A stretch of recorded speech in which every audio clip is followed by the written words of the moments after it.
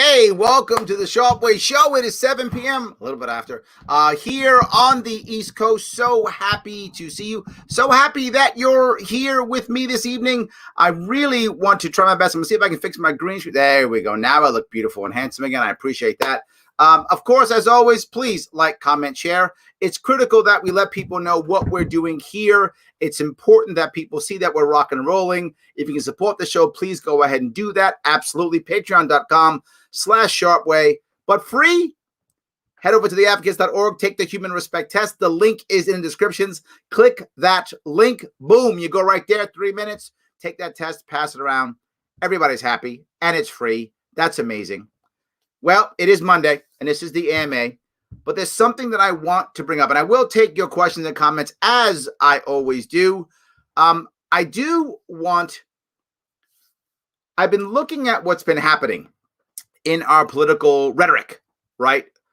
What's been happening in our political rhetoric these last couple of days, these last couple of weeks even. And it feels like some people are really getting angry, meaning they are getting angry at the people who they think are crazy or nutty or whatever the case may be. They're mad at the people who still support Trump. They're mad at the people who still think the election was rigged. They're mad at the people who believe in QAnon. They're mad at them. I get it. If you don't believe what they believe, you can be frustrated. I get it. But whether you get mad at the people who believe this or not, it doesn't change their mind. It doesn't make them go, oh, you've yelled at me and called me dumb or crazy. Now I believe what you say. That's not how that works. And I want to go back to something that happened in New York State. I'm talking many, many years ago, around 1830s, give or take. New York, in New York State, around the 1830s, it was basically the beginnings of Joseph Smith. Joseph Smith was born earlier than that, but he began kind of talking about his visions, as Mormonism. He began talking about that really around the 1820s, 1830s when he began talking about it. He was persecuted. He's a nut. What's wrong with him? His people are bad. So, of course, he fled New York. Some of you who know West New York history, many people know that part of our history. He fled New York. He went west. He wound up in Ohio. And then eventually he was, him and his people were often fighting with local people. They were fighting literally gunfights with the government organizations in the areas, to the point where he was arrested and he was actually killed in a jailhouse. I think it was either Ohio or Illinois. I've forgotten exactly where. I'm sure if anyone either is a Mormon or has Mormon friends who know the details of that. But one of the two, west of New York, west of Pennsylvania, he was killed. A bunch of people came after him in a jailhouse and they killed him. You would think, okay, these crazy Mormons, we finally showed them, we gave them the truth, and we used both government violence and street violence to finish them off. No, they're still Mormons. They haven't gone away. They're a religion. They're what millions of people follow Mormonism. It didn't go away because we got mad at it and shook our fist and said it was bad and physically went after them with guns. Didn't work. People still believe in Mormonism to this day. Millions of people. It didn't go away. How about Jehovah's Witnesses? Jehovah's Witnesses is about 1870s, give or take, in that area. There's a guy there, Charles Russell, decides, I know when Jesus is coming back. That's what he decides. Okay, great. So people wait for it. Never happens. He's wrong every single time. He's wrong every single time. He's wrong. Did Jehovah's Witnesses go away all of a sudden? Did they? No, they're still here. Millions of people are Jehovah's Witnesses. They still exist. Scientology, 1950s, again. And where I'm going with this is when people believe something this strongly, yelling at them doesn't change their mind. Showing facts doesn't change their mind. Showing anything to change their mind, it doesn't matter. It doesn't change anything. Talking with them, giving them something else to think about, might and may not. But either way, accepting them is the only answer. That's the thing that people aren't getting. We think we can keep fighting them. They're us. They're our neighbors. They're our friends. Their kids go to school with our kids.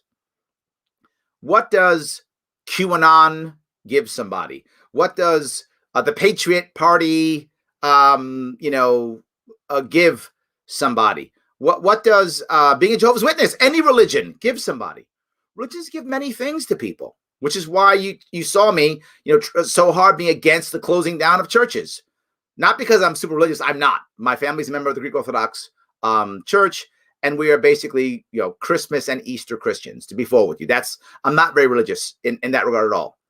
I do like Jesus, though. I'm a big fan of Jesus. But it doesn't matter whether I am or not. Literally tens of millions of Americans, their faith or their church or their temple is a part of who they are, and it gives them community. It gives them purpose. It gives them what matters for them to survive and move forward in their life. But the newer religions that pop up, the newer religions, whether you agree with them or not, what they often do is they give restoration. They give redemption. They give explanation. They give the things that so many people are trying to find when the current society doesn't give them that. And you can be mad at people who think Trump won the election, or mad at people who still support Trump. You can be mad at them if you want to. But what we should be thinking is, instead of how can these people think this when we're so clearly right, what we should be thinking is, how broken is our society that they couldn't find whatever they're looking for in our mainstream society, that they went there instead? What's wrong with us as the mainstream people, if we consider ourselves mainstream? I don't know if we do or not, but most people consider themselves mainstream, whoever you are, right? What's wrong with our society? What's wrong with our mainstream media? What's wrong with our mainstream culture that so many people couldn't find it there? And to the left, what's wrong with the left's messaging now that has so many people running away from it no matter what? And if you look at the data, and I mean polling and questions, both in scientific polling, whatever that means, and also anecdotal, if you ask people who don't believe that the election was fair, and you ask them, literally, what if you found, here's data, you found data that showed that you were wrong, would that change your feeling about the left or Trump? And uniformly, no. Even if you showed, no, wouldn't change their minds. So how about instead of trying to fight them, which is clearly not going to work? I mean, they literally tried to fight Joseph Smith with guns and violence. Didn't work.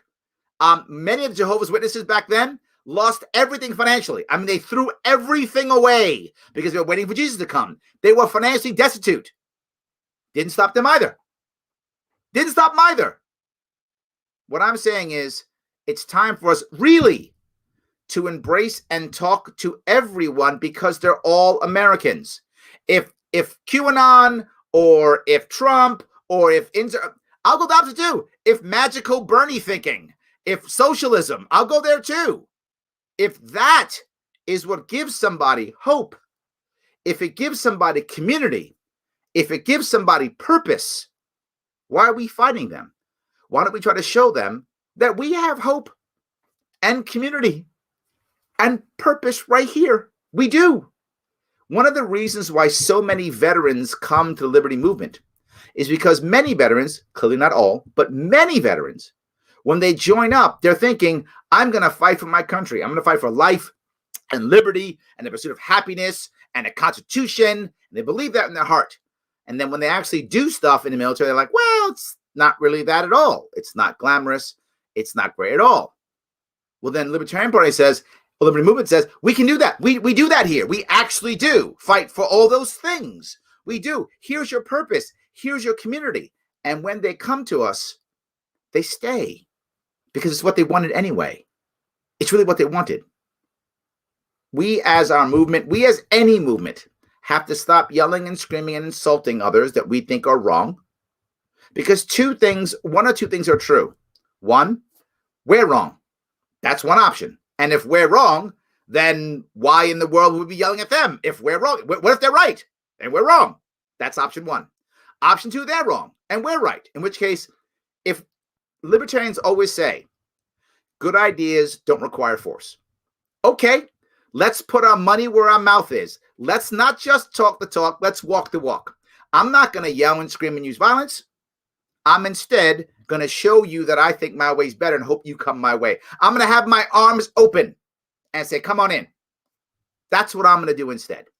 And I'm asking us to look at that, because what's happening now is every other community that we're finding outside the mainstream is becoming another religion. And maybe not officially, but you know what I mean. In the idea that it promises restoration, it promises explanation of redemption, and provides hope and community and purpose, like most religions do. Not all religions, obviously, but the vast majority of them do provide that for people in their hearts. Same thing. Yelling at them, not going to work. Government force, not going to work. If we are right, and I say we are right, then our good ideas don't require force. And if we open up our arms to them, they'll come to us. I said years ago, if we show them our soul, they will actually come to us. If we show them that we care, they will actually come to us. If we do that. If we yell about you're wrong and bad, how can you believe that? They're not. I hope that was clear in where I was going with this. We should treat it like somebody else, right?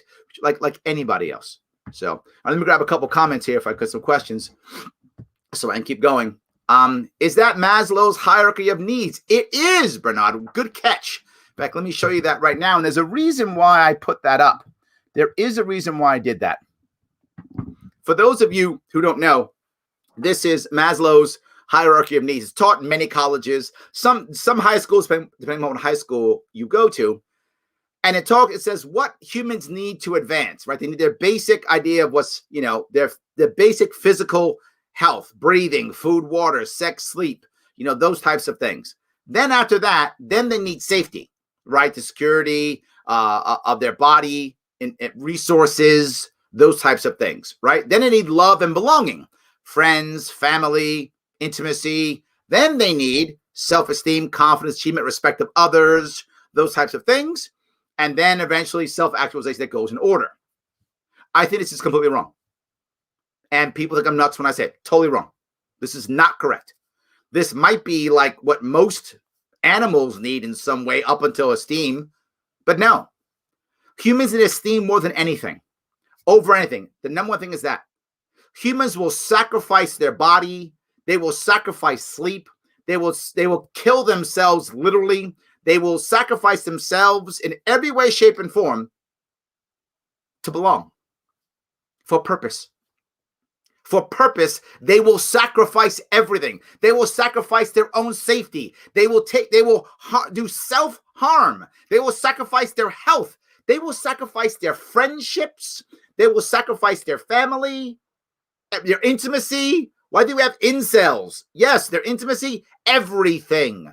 Humans will sacrifice it all for purpose and belonging. All. Purpose number one. Then we find the rest. Once we find our purpose, all of a sudden, then we find love. Then we find belonging. Then we find safety. Then we find the rest. It's upside down. The pyramid is off. The pyramid is off. Now, what we used to do for many people is they would actually go to local churches. Again, back to our thing. That's why I put this up here. Bernard, good catch. That's why I put this up here. What used to happen is people would move into a town or a city or whatever and look around and say, hey, where's the local church of my denomination? If they didn't have one of their denomination, they'd find something close. They'd join that church, and that would begin their social connections. Church used to be a big part of American society. And in some parts of the country, it still is. But in many parts of American society, that's not the case, right? That the idea of the church being the center of society has gone down. I'm not for or against it. I just want people to find community. Any way you find community, awesome. If it's church, good. If it's not, also good. Please find community. That's important. But what's been happening now, particularly with the lockdown, and before, but particularly with the lockdown, is people have been finding community online. Hence, all these new ideas and concepts and groups. People are finding their community online. If you find your community online and you don't see your family as much, like it used to be, you'd go to this event, this civic association, this lodge, wherever you go, you would see your family and friends. And that's where you would all see them, and you start to gain that community and feel connected. But if you're feeling connected online and your family is not online, you begin to sacrifice your family and friends for your online community. People are dating now online, particularly because of the response to COVID. They're finding love online. They're finding everything within these other communities. That's why I put this up here. that people can't just say, well, logically, this makes no sense. People are voting against their best interest. It doesn't matter if they are or not.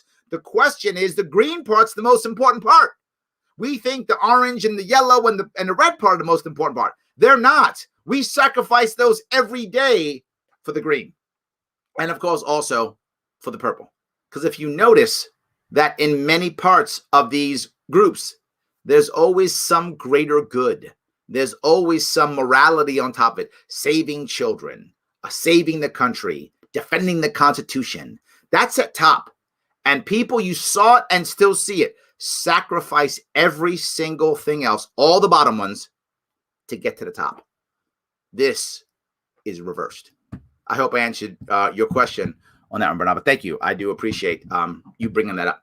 So let me get rid of that if I could. Yeah, there we go. All right, that should be gone now. It is. Excellent. All right, so let me go down to a couple of these. Did Mrs. Sharpe retire? Oh, I'm a couple minutes late, Brandon, and you're giving me, all right, I still love you. It's fine. I got you. Yes, I was late. Guilty as charged. Good old Maslow. Yes, absolutely. So I hope you see that's why I did it. Yes. Where's the jacked black guy who's always bitching about the Fed? We need that guy. Oh, is that me? No, it's not me. But yeah, that we need that guy. Absolutely. So, man, you were just giving me hell today, aren't you, Brandon? Look who decided to show up. All right. At least you're commenting. I shouldn't complain, right? I'm getting comments. I should just shut up. I appreciate that. Yes. Larry, have you dug yourself out yet? Sadly, no. For those of you who don't know, my city, New York City, is being hammered by a snowstorm. We're getting something like 9 or 10 inches, something like that. It's still snowing. So either I'll be going to shovel tonight or tomorrow, one of the two. I'm going to grab all my family to help to go out there and shovel. It'll give us something to do. Hang out outside and shovel and whatever. Then I will be that jack guy. I'll just keep doing that. So we have not dug out yet. Thank you, Paul, for caring. Pete, as the norm. 27 trillion. About to go a whole lot higher, Pete. You have to change your number soon. Much higher. So it's about to. Yes. All right. Hold on. Larry, did you see King Cuomo on MSNBC say that the federal government's incompetence kills people? Yes. Yes. He is going to, without question. He is blaming Trump.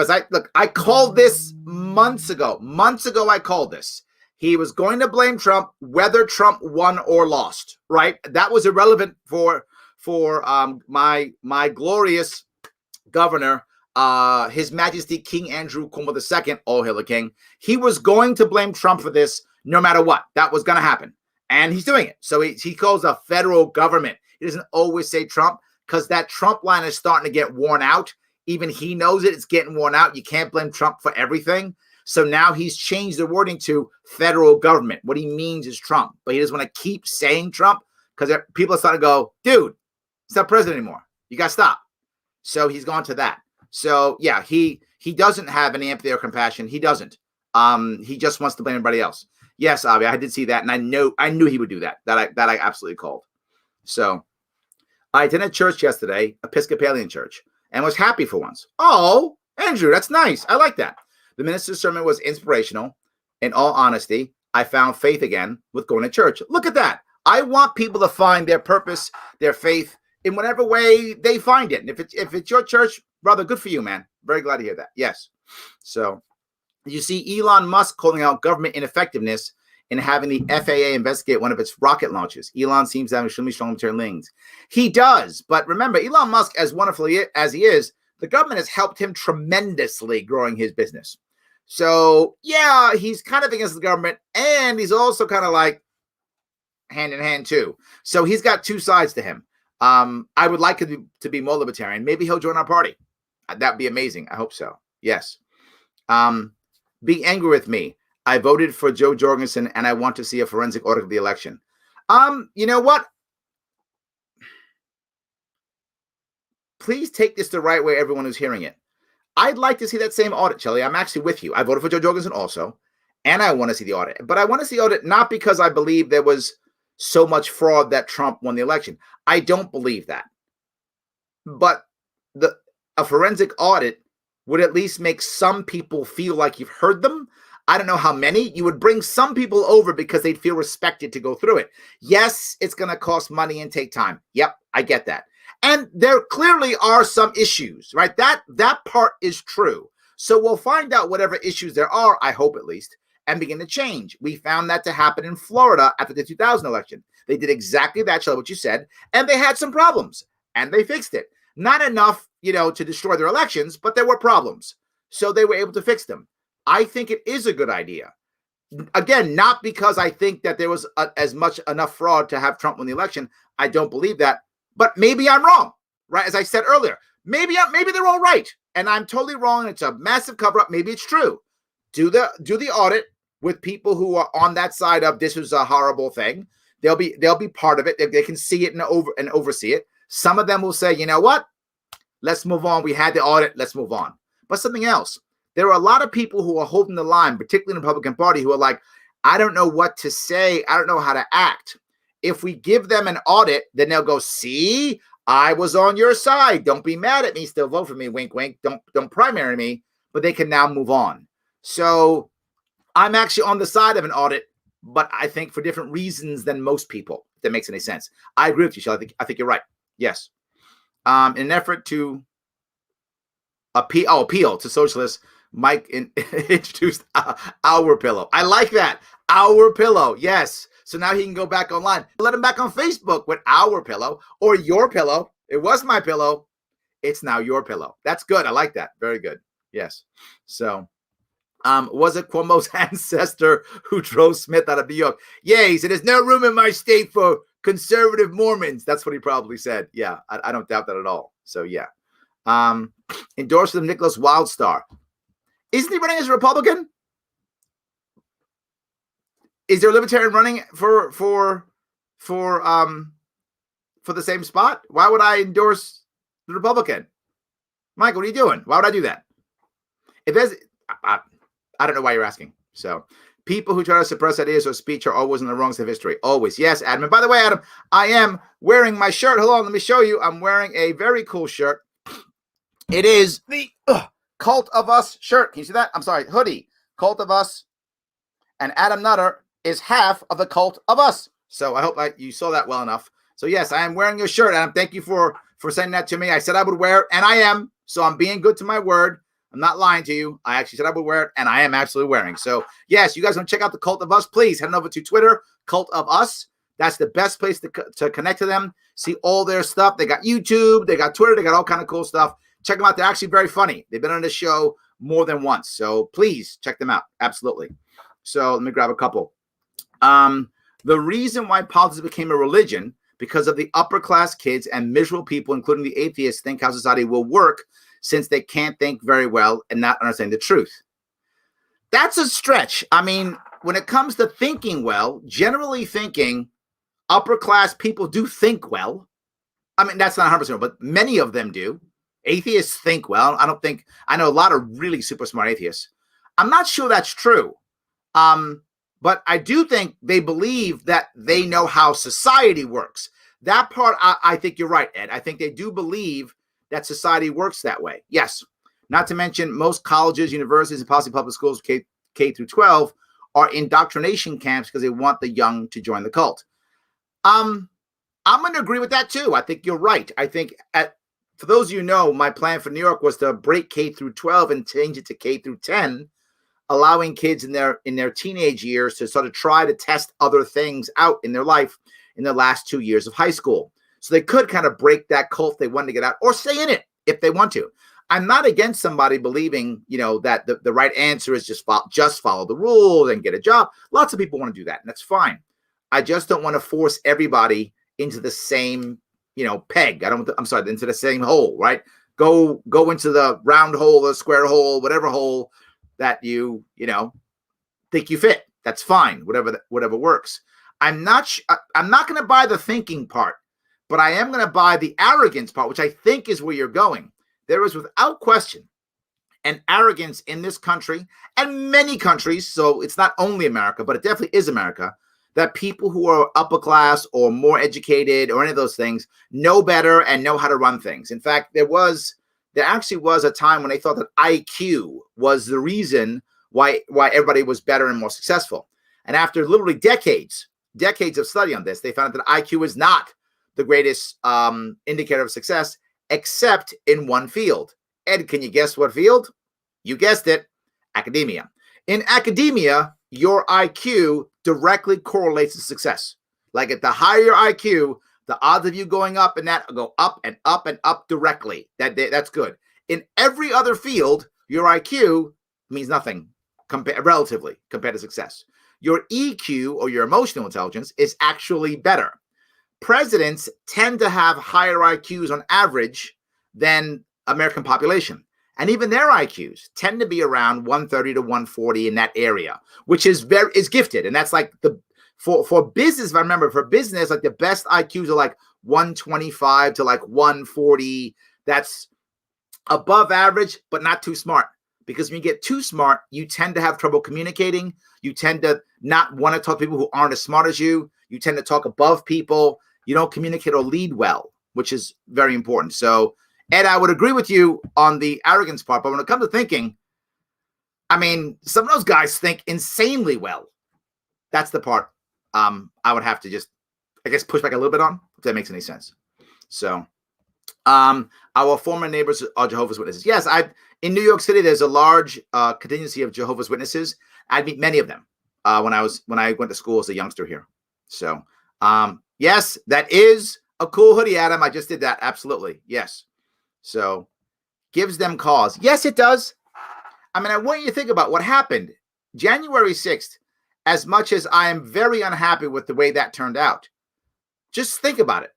They were able to get thousands of people to show up during COVID to do this thing for a president who lost the election. Somebody cares. Somebody wants purpose. Somebody believes this is the way, to restoration or redemption. Clearly, it gives people cause. So instead of getting mad at them and trying to force them to stop and put them in jail, which is not going to stop the movement, how about try to embrace them and show them another way? It's a much more effective strategy, even though that will be hard too. Absolutely.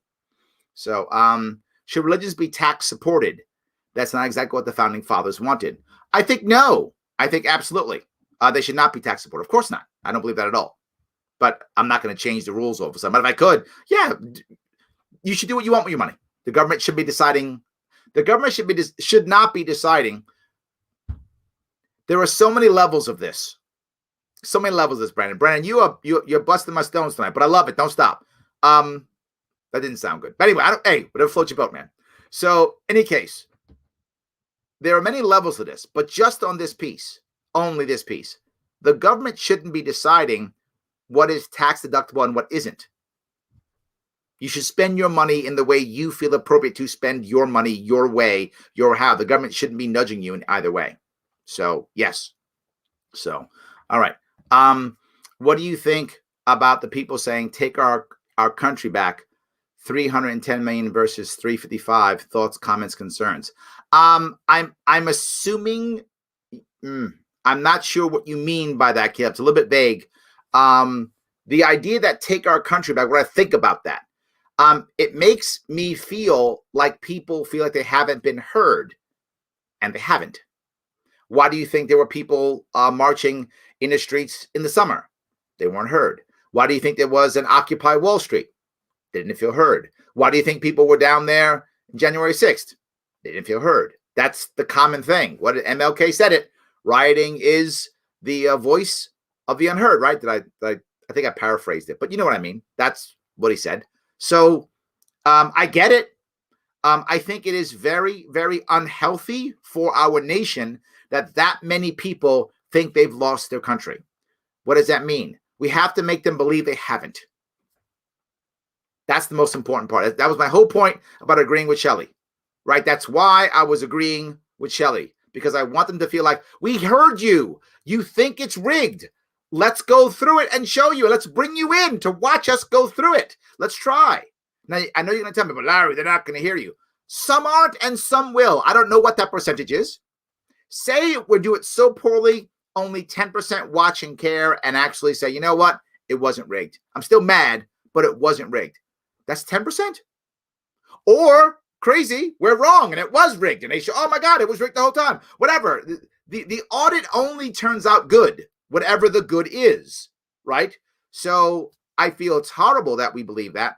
And I think the 310 million versus 535, I think that means they want more representation. I think. I'm actually not sure if that's what they mean. But if you want to say, well, Larry, I want to expand the Congress so that one person represents less people, I'm okay with that in theory. That's not necessarily a bad idea. I'm okay with that concept. If you want to do that, I would do that. I would open that up conceptually to the Senate too, in theory. I'm not sure how you'd make that work, but conceptually, I would even open the idea up to that also. But I think in the long run, it means we feel like we're not heard, and we believe that the only answer is violence, and that doesn't work, as we see. You're not. As I know, many people watching are angry at the government. I know I am. You have to realize something. Violence against the most militarized government in the history of governments is not going to work. It isn't. It's going to fail. The way you can beat that is through passive, nonviolent change. How do I know that? Gandhi. Gandhi at the time fought the largest empire on the planet, which was the British Empire. Clearly, that's not true now. Violence didn't work. He tried. It did not work. He didn't work. But then again, he tried the opposite way. He tried nonviolence. It worked. The British walked away. Right? The British got his own country. The British walked away. And now he deals with his own problems and his own, well, dealt with, obviously. Since he passed, 48 or 49, whenever he was assassinated. I think 49. So he dealt with those issues then. But I think violence isn't going to work against the government. It's not going to work. The government is the most militarized government I think it's ever been. I can't imagine another government as militarized as the American government. It's not going to work. It is going to end up in lots of bloodshed and failure. Let's go the Gandhi route. Now, remember, it took Gandhi about 27 years, give or take. Is that about right? About 27 years to work, right? Took Mandela 27 years. This doesn't happen overnight, right? My plan here has been a 10-year plan since 2016. That was my plan. I'm taking 10 of the 27. So I need someone else to grab the next 17. There we go. So, all right. Biden signed 40 executive orders in 9 days. Pete, this is why I'm not a fan of gridlock. People always tell me, gridlock's great, Larry. Then, we can stop the government from doing stuff. That's not what actually happens. When you have gridlock, the executives just start signing orders. And once they start, well, then Congress actually loves it. Congress will pretend and talk, oh, he's being a tyrant. But they love it because they're not responsible. It's win-win. If whatever the governor does or the president does is good, they go, yeah, see, I'm so glad that he did that. And if it's bad, they go, ooh, bad executive, vote for me. It happens in my state. Pete, it happens in our state. We don't pass laws anymore. We don't do that. We put edicts in the budget, and then he just passes mandates. That's how our laws are written now in New York State. Or he makes, he creates some kind of commission. They make a rule. The Congress does nothing. It becomes law by magic. I don't know how that's legal, but that's how New York works. If the Congress doesn't stop them, that becomes law all of a sudden. That's a whole new thing we just made up in New York State. So Congress doesn't do anything. Our assembly sits back and points the finger and then pats themselves in the back when it goes well. This is a terrible spot we're in. Congress is supposed to be making laws and hopefully repealing them, but they're not. We have happily accepted the idea of a benevolent king, and we're okay with it. It's horrible. Yes. So politics have always been a religion from the ancient times. We've deified rulers. Also, they were sent by God. Donnie, well put. Yes, but supposedly we're past that. See, Donnie, we're now advanced past that. We don't do that anymore. Well, maybe we still do. Valid point. Yes. So I love this analogy. Thank you. I appreciate that. I want people to find their purpose. So let's give them a better purpose, right? If we have it, let's do that. Absolutely. So, Larry, in order for this public to obtain some form of order in the cybersecurity, cybercrime 2020's pandemic. So yeah, yes, this is true of a pandemic. Do you think an education matrix that comes from true public servant would actually have an impact on a 2020's pandemic? It's a tough call, Tommy. It's a valid point and a tough call. Cyber crime is almost being ignored right now in the mainstream media. And you know this. Tommy's been, if you guys haven't been paying attention, Tommy's been yelling about cybercrime for a long time now. And I think in general, the media tends to ignore it now because cybercrime, unless it's massive, it isn't sexy, right? It's not, it is, like what's the old saying? If it bleeds, it leads. It's not hitting someone over the head or breaking down the door. It's I took somebody's credit cards or I took somebody's health information or I did some type of blackmail, right? Cybercrime blackmail where they had to give me money. I took their information hostage or something like that. And it isn't sexy enough right now. And before, I think most of the local news doesn't even know how to report it, but they don't even know what to do. They probably couldn't do it if they tried. So it's a valid question. I think the answer, my gut, and Tommy, you actually might know better than I do in this one, but I think my gut is us talking about the actual damage and potential damage of a cybercrime. The one thing that's come kind of close is the Russia hack. Was it the Russia hack from last year? Close, but even that's been like secondary or whatever. We gotta, even that's not that big of a deal right now, and it should be. Tommy, I don't know. Tommy, by the way, is going to be on my show in a couple of weeks. Tell us when you're on the Libertarian show in a couple of weeks, Tommy. Because I'm actually not sure on this one. It's a tough one. Well, riots did only become bad when it came to the leftist church temple. Thank you, William. They literally called the Capitol, their words, temple, and their words, defile. I didn't say those words. They did. They called the Capitol temple and said it was defiled. Yes. How dare the common folk disrespect this great house of authority? William, on the money, yes. 100%. On the money, yes, that's correct. And that's how a lot of people felt. 100%.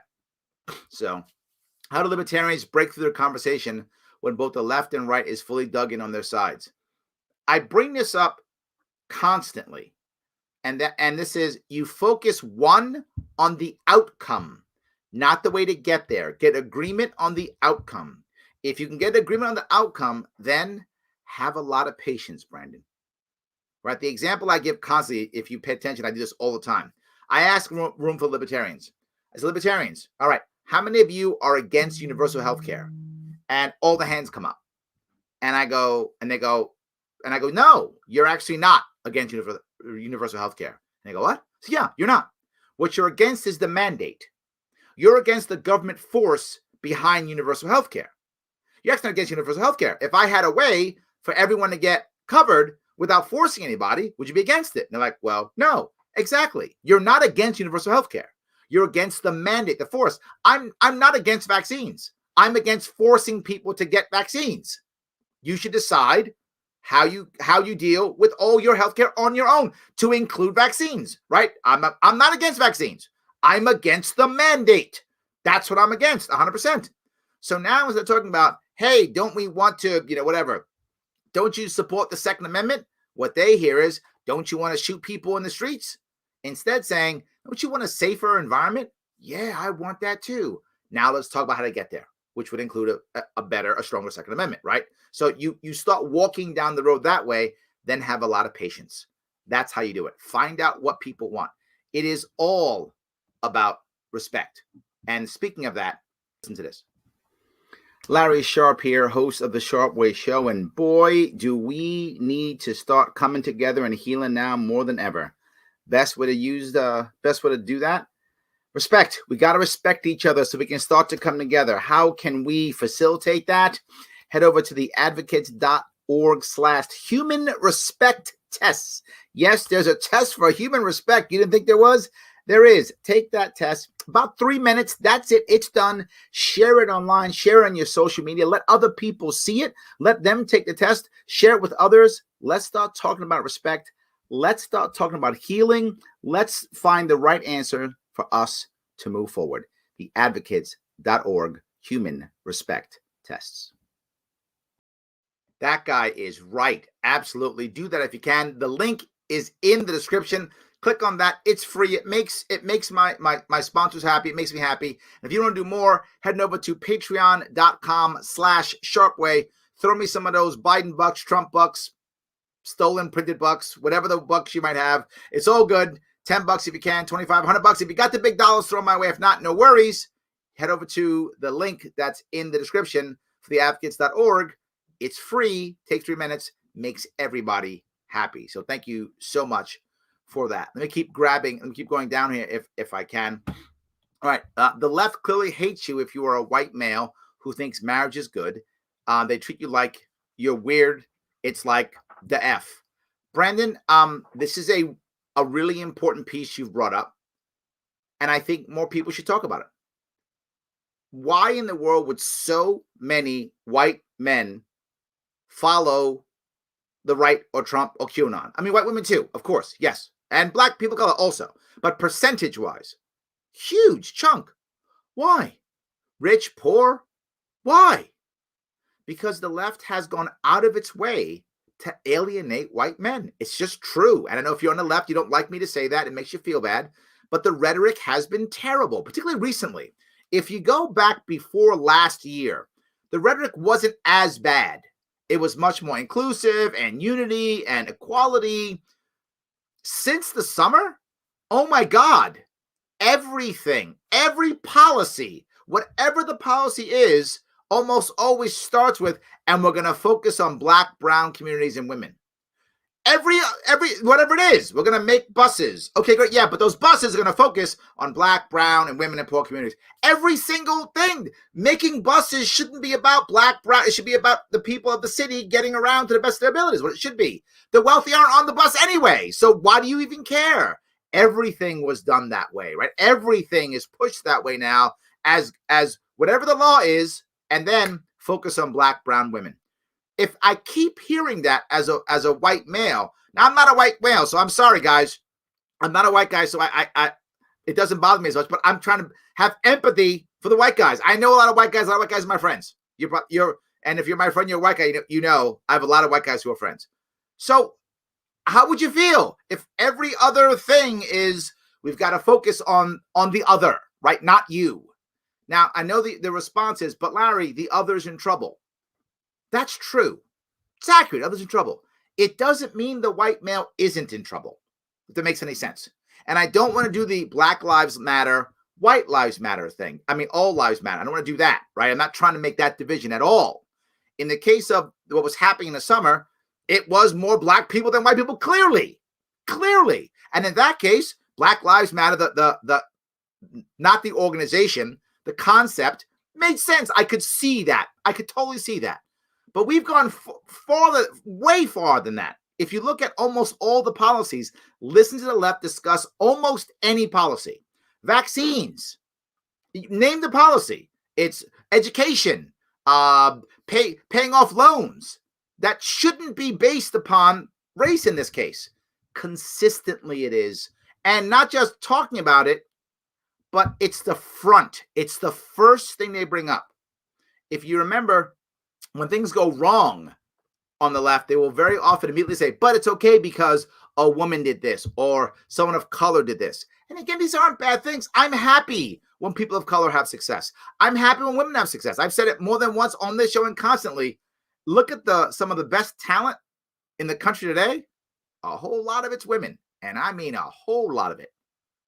Very often, most of the people I'm working with when it comes professionally, many of them are women. They are best education, talent. They're doing wonderful. Now, doesn't mean things perfect by any means. All I'm saying is imagine if every time I spoke, I started saying, well, and we're going to focus on women first. Oh, we're going to focus on women first. Men will stop feeling bad. I think you're right, Brennan. It makes the white male in America often feel alienated and sometimes even hated. Rhetoric matters. I hammered Trump often on his rhetoric was mean. It wasn't nice. It wasn't positive. It was harsh rhetoric, which some people really loved. But of course you'd love that. If you felt the other side was mean to you and then your guys being mean back to them, of course you like it. Yeah, go yell at them. They're yelling at me. So I do get where you're coming from. And we shouldn't be putting that up front except when it's supposed to be up front. And sometimes it should be up front, but not in everything. I think that's the issue. It's in things that race shouldn't matter at all. So I hope that was clear. I get what you're saying. Yes. All right. When will Uncle Joe bail out the hedge funds? Absolutely yes. No doubt, Pete. Of course he will. That's where he's getting his money from. Yes, absolutely. So the left wants social justice warriors who believe in environmentalism to blow taxpayer money and pre-smart way to tax people. Not sure where that's going, and take more money over time. I don't think that's necessarily true. I think that's what it looks like. I don't think it's necessarily true, though. I think as a general rule, many people who are social justice warriors, they actually believe they're doing the right thing. And many of them in their heart is completely good. The problem, and I'll go back to my original piece, if we don't show them there's a better way of achieving it, why would they even imagine it? Or if you look at the left and the right now, the most common thing you'll find is the left is a party of bad ideas and the right is a party of no ideas. That's the way it is right now to the average American, right? The right doesn't have any, their ideas are just don't do anything or don't solve the problem or repeal Obamacare. What's the answer? I don't know, but repeal Obamacare. That's how most people see the moderate sees the right as it's just mad and has no plans. And they see the left as, wow, these are bad plans, nothing but bad plans. So we have to be the ones to say, no. Let me show you the real plan. This is the way we can still get the justice that you want without using the government to smack people over the head, without having to raise a bunch of money from taxpayers involuntarily. Why would we do that? We can find ways. And sadly, Brennan, we have not been as good at that as I wish we were. So again, there we go. All money out of politics and the unconstitutional Federal Reserve. The first part, not sure about that. The second part, I'm in. How do you get all money out of politics? And how, I mean, the wealthy are always going to find a way to get money in politics, right? They're just going to. You cannot, that is impossible to stop. So since it's impossible to stop, I'd rather us be a lot more transparent versus trying to stop it. It doesn't work. They've been trying to get money out of politics for decades, right? They passed so many laws on campaign finance reform, and all that happens is the small candidate gets crushed, right? But the big candidate finds a way of getting around through PACs or whatever the case may be. It doesn't work.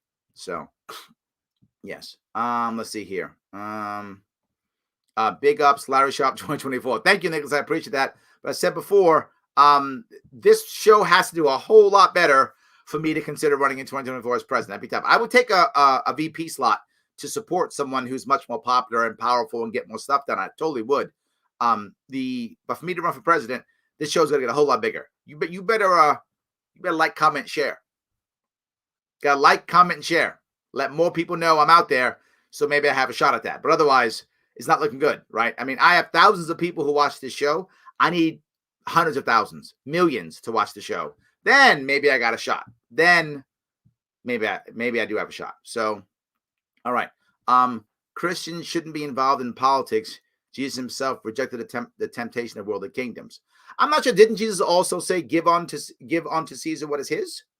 So I'm not sure. I think it depends upon what parts of the Bible you look at, right? I think he was against money lenders because of how they often enslave people, the bankers. I think some of that he was against. But the idea of people purchasing good things, I don't think he was against that.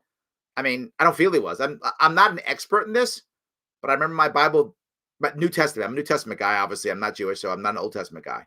But I don't think that's 100% where I would go, at least. And again, this is obviously you and I are just giving our opinions on this.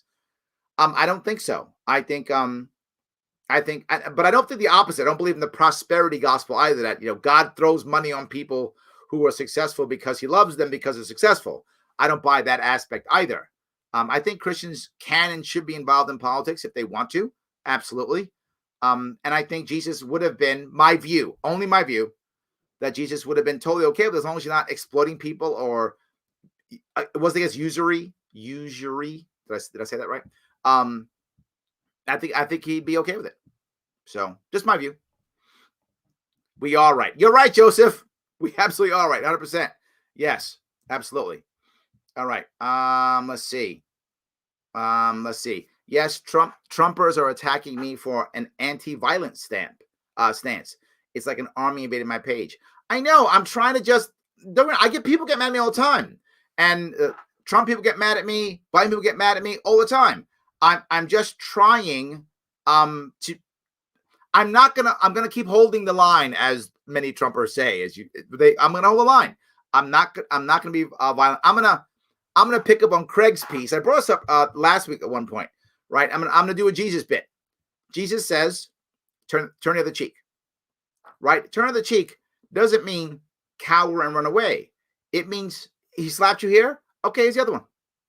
What you did didn't stop me. I'm still here. It means stand your ground. But I'm not going to fight back. I'm going to stand my ground. I'm right. So I'm standing my ground. That's how I interpret that. Now, again, others would interpret the actions of Jesus separately, differently. That's my interpretation. And I'm going to say, I'm going to stand my ground. You slap me? Okay. I'm still here. He's on the other side. To the other side. Take it. I'm here. What are you going to do? And now you force the other guy to be a real jerk and to smack you again, just in front of everybody. And that's hard to do because someone smacks you. You want to smack them back. I get it. I'm just saying it doesn't work. And I'll go to Gandhi now. An eye for an eye, and we all go blind. I don't want to go blind. I don't want to make you blind. I don't want no one to go blind. Why don't we all keep our sight for as long as we possibly can? As long as we can. That's my view. So I get it. Fight the fight, Adrian. Please fight the fight. Absolutely. So, all right, see if I can go grab this. Impeach FDR. Don't tempt me, Pete. I might put that, I'm probably not a bad idea. Not a bad idea. It would change how he was looked upon. That's for sure. I mean, so maybe, maybe. There we go. All right. Yes. Atheists don't think, well, what? We aren't the ones who believe in talking snakes and Jewish fairy tales. That's funny. No, I do agree. I know many atheists who think very well. So that part, I'm not going to buy. The other part, maybe, but yeah, not that part. There we go. I'm a pagan. There we go. Pagans too. Fine. All good. Whatever makes people finds their purpose, whatever makes them better. Bingo. Yes. K through 10 system used in England and it works well. Absolutely. Yes. 100%. All right. Larry Sharpe and my daily constitutional. Maybe. I like that. That's good. So, all right. Let's see if I can keep going here. About 50 people controlling our area. 26 don't live here. The rest do, but putting Green New Deal down the residents' throat. I'm not sure where that's coming from. But the Green New Deal is a big deal. It really is. People are really pushing it. And the answer, to be forward with you, Alice, isn't it that the Green New Deal is bad. That isn't the answer. Excuse me. What I mean by that is this goes back to what I just said about the Republican Party looking like the party of no answers, and the Democratic Party looking like the party of bad answers. This is the perfect example of that. The Green New Deal is a bad answer. What's the other answer? That's the problem. When you give people no answer and they're scared, right? People are afraid. You might go, well, they should be afraid because of whatever, this or that or the other. Yeah, we talked about earlier. It doesn't matter. Telling them the facts or the data doesn't change someone's mind. They go, oh, wow, now I'm with you. That's not how it works. So if the Green New Deal is a bad idea, and it is, we have to have a better New Deal, whatever that thing is that affects us and deals with that. And if we don't have it, then they're going to go with the Green New Deal.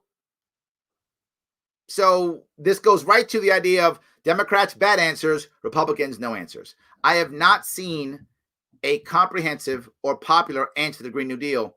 And you might go, well, Larry, this guy has it, that guy has it. Okay, is it mainstream media? No, it needs to be. Is it even OAN?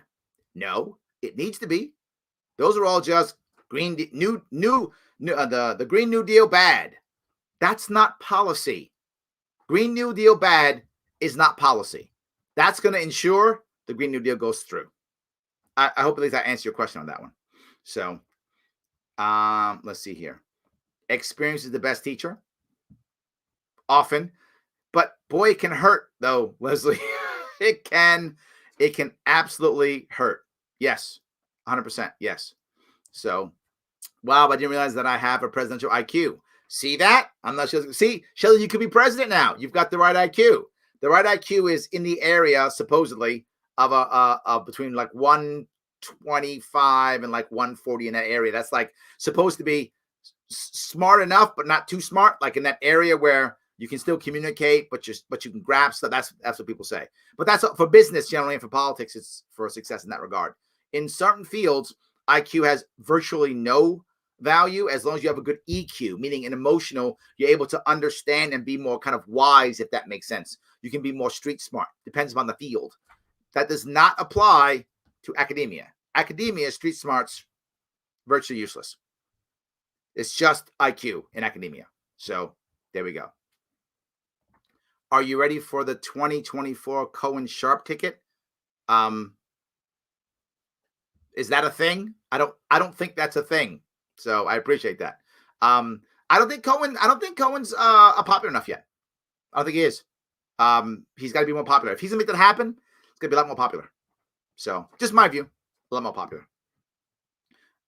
Milton Friedman was very intelligent and thought a lot. He was the best economist of his time. Yeah, and Milton Friedman was a decent communicator, right? Relative to people in his world.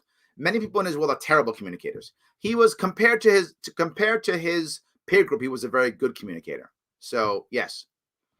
Larry, what do you think would happen if the New York State governor election had its own electoral college-like system that made every county count as 1 point towards the elections and the most points from the election? Well, if it was electoral college based, they would have to change everything, right? Right now, the New York State system is a terrible system in every way you can imagine. Our counties should have more power, meaning the counties should matter, and they really don't. The problem is, even our legislators, those who go to assembly, they're not represented by a county. Their districts cross over 3, 4, 5 counties or chunks of counties, and it doesn't make any sense.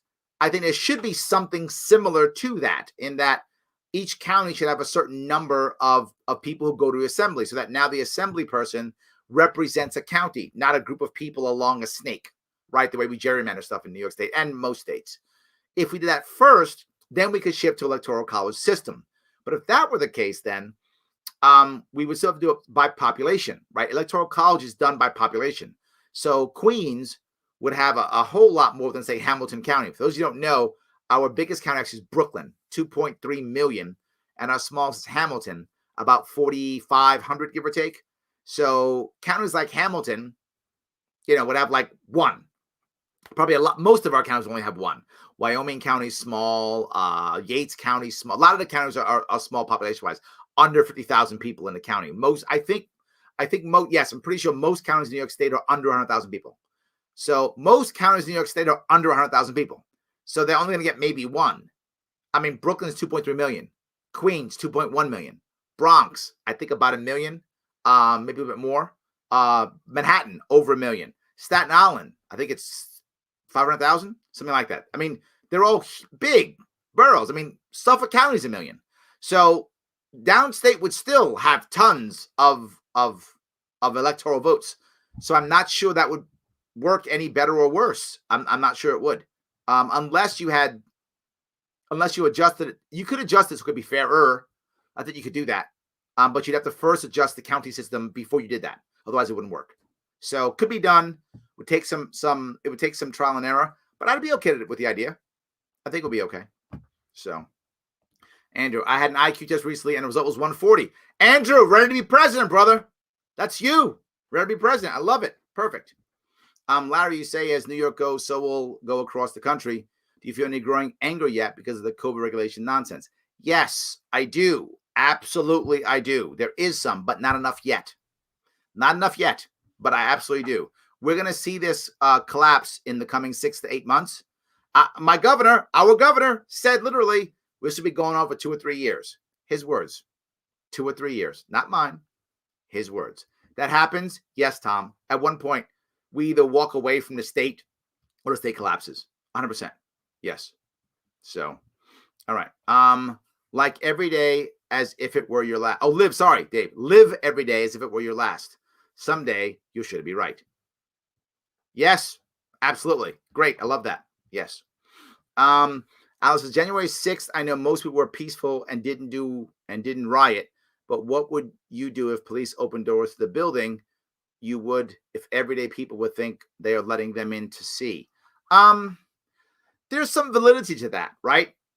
There were people there who went there to do bad things. That's for sure there were. I think most people, the thousands of people, the people that I talked to who were there, many of them didn't even know people were entering there. They weren't even sure what was happening. They thought maybe, could have been, but some was still further away. It was all over the place. My view has always been the same.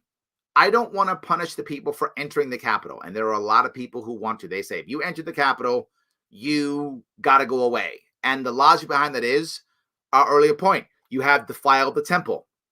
And therefore, you are guilty of sacrilege. And therefore, you must pay the price.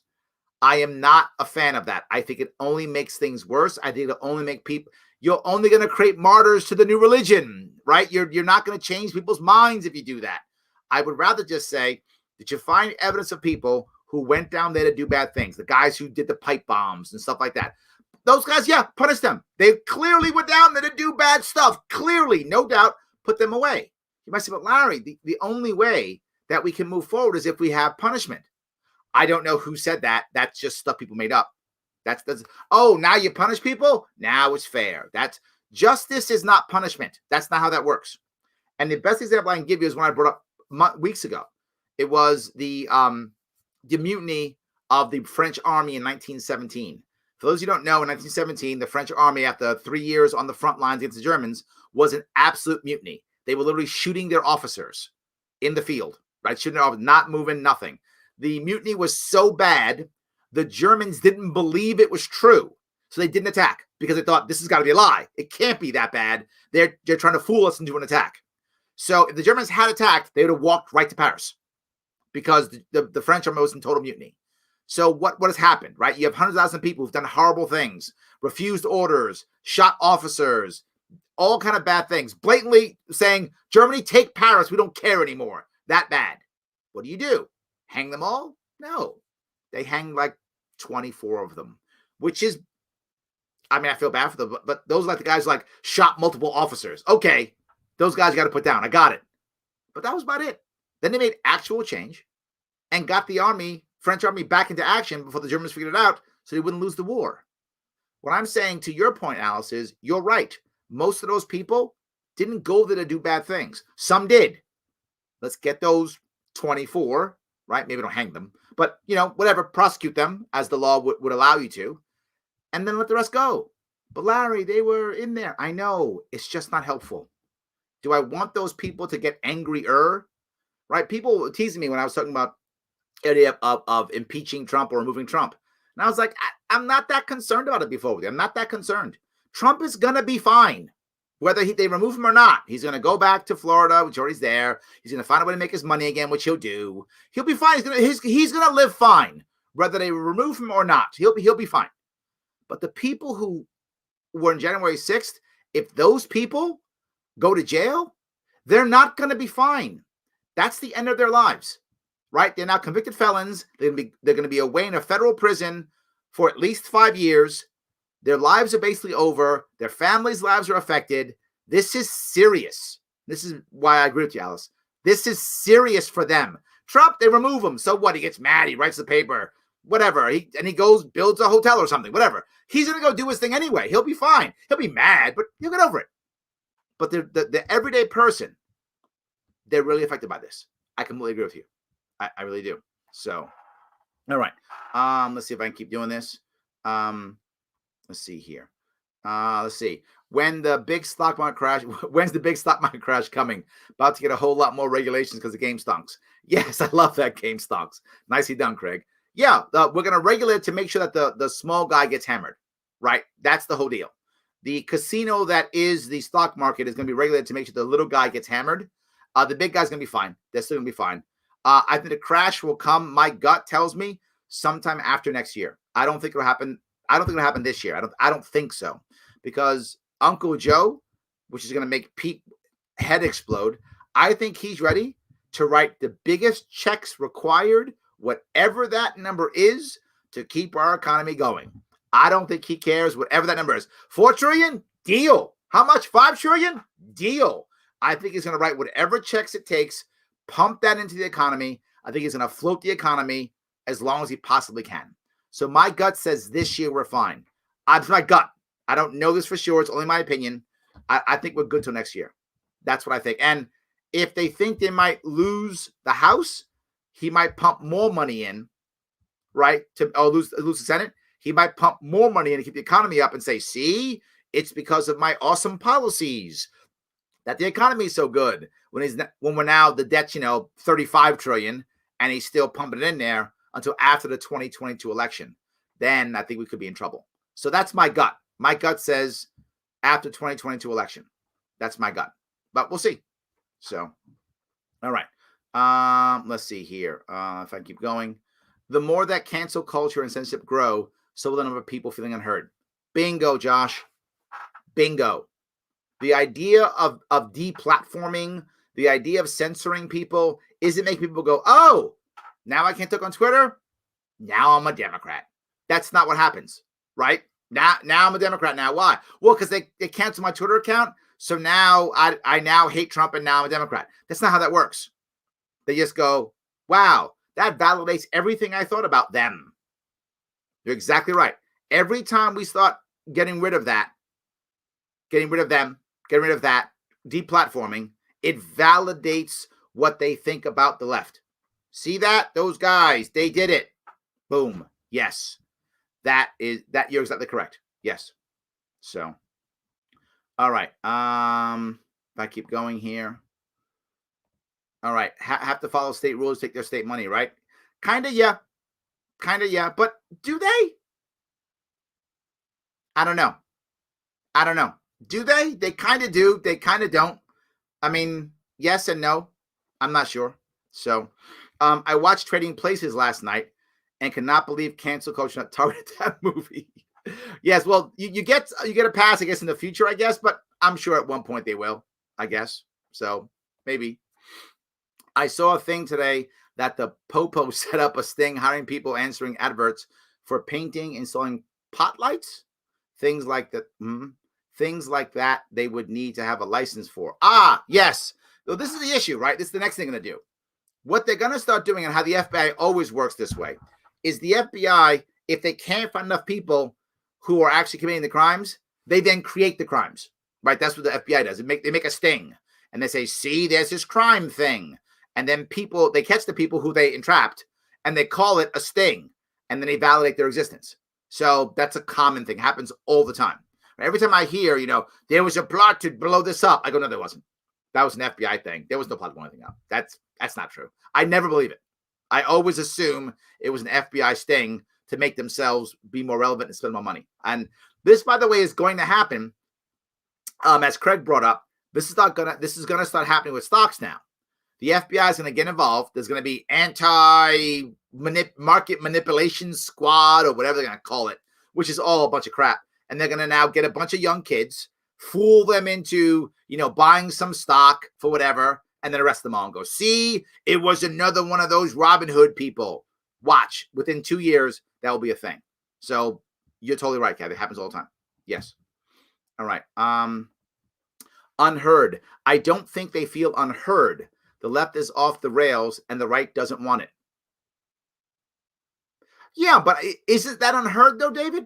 Right? I mean, if the left is pushing what it believes is true and the right's just getting hit with it constantly, isn't that kind of the right's not being heard? The people aren't going, oh, these people don't want that. Why don't we leave them alone and let them have what they want? And then these guys can have what they want and we could be okay. So I think there is an unheardness part, isn't it?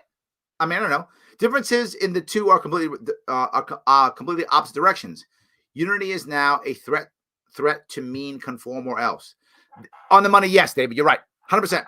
And this was my point right after Biden's speech.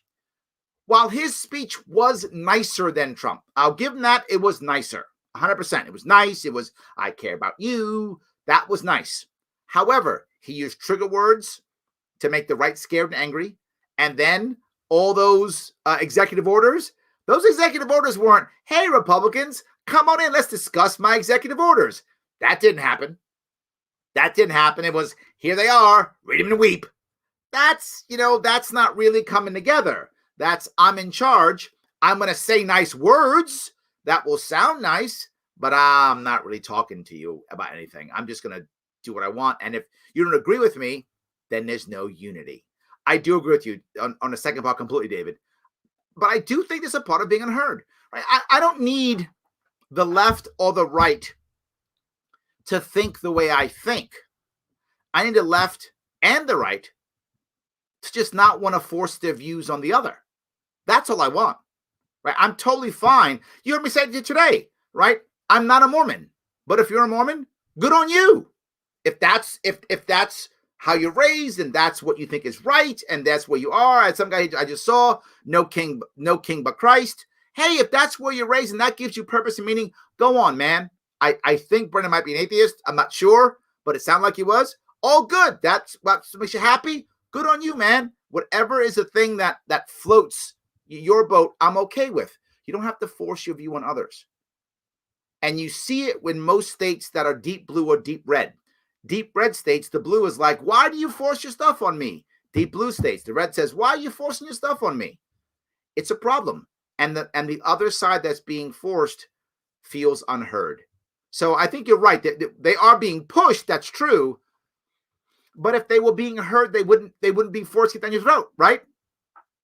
So maybe my definition of unheard and yours is a little bit off. Maybe we don't agree on the definition of unheard. But your unity piece, on the money, true. I wish you were wrong on the unity piece. I really wish Biden was a better uniter. I really wish he was a better. I think in theory he has it in him more than someone like Harris. Harris is not a uniter at all. She has no uniter in her at all. Biden has it in him. He's not doing it. I don't know if he's getting pressure, doesn't know, whatever. He's not being as good as I think he could be. That's all I'm saying. So people will revolt in justice. Look to Moscow and see other people will revolt over a corrupt totalitarian government. Yeah, but it takes them a long time, Frank. It takes Russians a real long time. Absolutely. So I want to pick with Larry. Leslie, next time I'm at an event, come on by. I'm happy to do a pick. I do selfies anytime you like. Yes, 100%. 100%. So have you seen the Myanmar military coup? Do you think the military could overthrow the government of the United States? I did see it in Myanmar, but remember, the military already had lots of power in Myanmar, right? That's Myanmar, for those who don't know, is Burma, of the former colony known as Burma, former country known as Burma. Myanmar, the military has been in charge for a very long time. It's been a common part or theme of Myanmar for literally decades. So it isn't surprising that they would try to take over, right? Same with Turkey, right? Turkey, the military has been in charge for decades, and it wasn't surprising to see a coup from them. It failed because Erdogan is an amazingly harsh dictator. But when it comes to Myanmar, it was bound to happen. And even the Nobel Peace Prize winner, I think she was, I forgot her name. Sue, is that her name? I've actually forgotten her name. But the Myanmar freedom fighter there, when she gained some power after some democracy came into play, not much, but a little bit democracy came into play, she either changed her mind a lot or she had a gun to her head, because she was not all of a sudden freedom fighter, wonderful peacemaker when she was in charge. I've actually forgotten her name. The woman, Myanmar leader, who now, by the way, is under house arrest. I've actually forgotten her name. I'm sorry. Shame on me. I should know her name. Yes. It was Sue. Yes. Aung San Suu Kyi. I stand. Yeah, that's the woman who was one of the most popular people in Myanmar.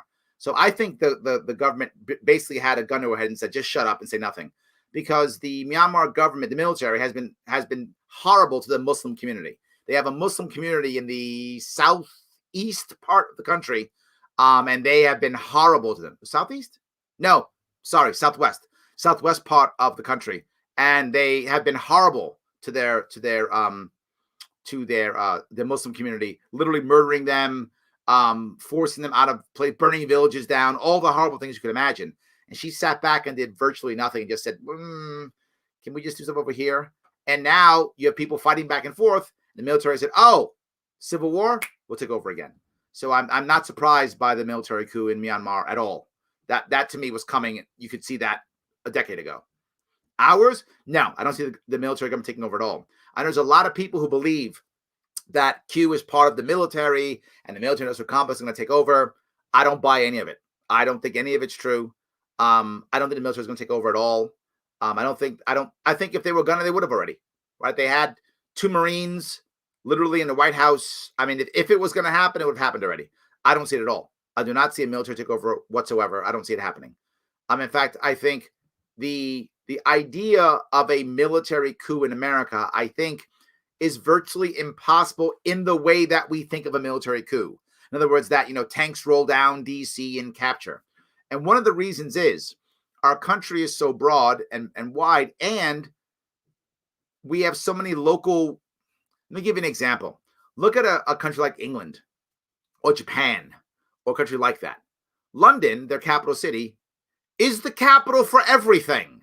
It's like the capital for politics. It's the capital for banking. It's the capital for business. It's the capital for entertainment. It's the capital for everything, right? Tokyo, capital for everything, right? America? No. You capture DC, and most people clap. Think about it. Our capital was burned. Many of you don't know this. Our capital was burned to the ground. 1814? 1813? The War of 1812. I think it was burned in 1814. 1814, 1813. I'm sorry, guys. My numbers, I'm a little off today. Sorry, my history a little bit off. 1813, 1814, our capital was burned, right? Except the Marine Corps barracks. Don't forget that Marine Corps barracks was not burned because Marines are super cool, and that's what they weren't. But the capital was burned to the ground, right? And we just kept fighting. Okay. And DC is just where all the corrupt people go. That's it. It doesn't have any other value. So a military coup would have to be a coup where they capture every state capital in one massive attack and all the people. I mean, a military coup like that would not happen. Could there be a chance that some Secretary of Defense would say, I'm the president now? Maybe, but how would that go? Imagine if you would, Michael. Let's say that happens. The Secretary of Defense is a former general, and he goes, I'm a general, and I'm the president, and I've put everyone else in jail, and they're all at Gitmo. I'm the president now. What happens? Do all the governors go, okay, you're the president now? No. Does the National Guard go, okay, you're the president now? No. So the idea of a military coup in the natural way you would think of, I don't see it happening in America at all. I see no chance of that. Now, is there possibility of a slow-moving coup where over time individuals gain more power? Yes, that is very possible. That is a coup that I could see. Absolutely. So just my opinion, Michael, my view. So, all right. Let's see here. The executive is taking over legislative branch as the swamp gets more powerful. Yes, Frank, and that's part of the slow-moving coup I was talking about, right?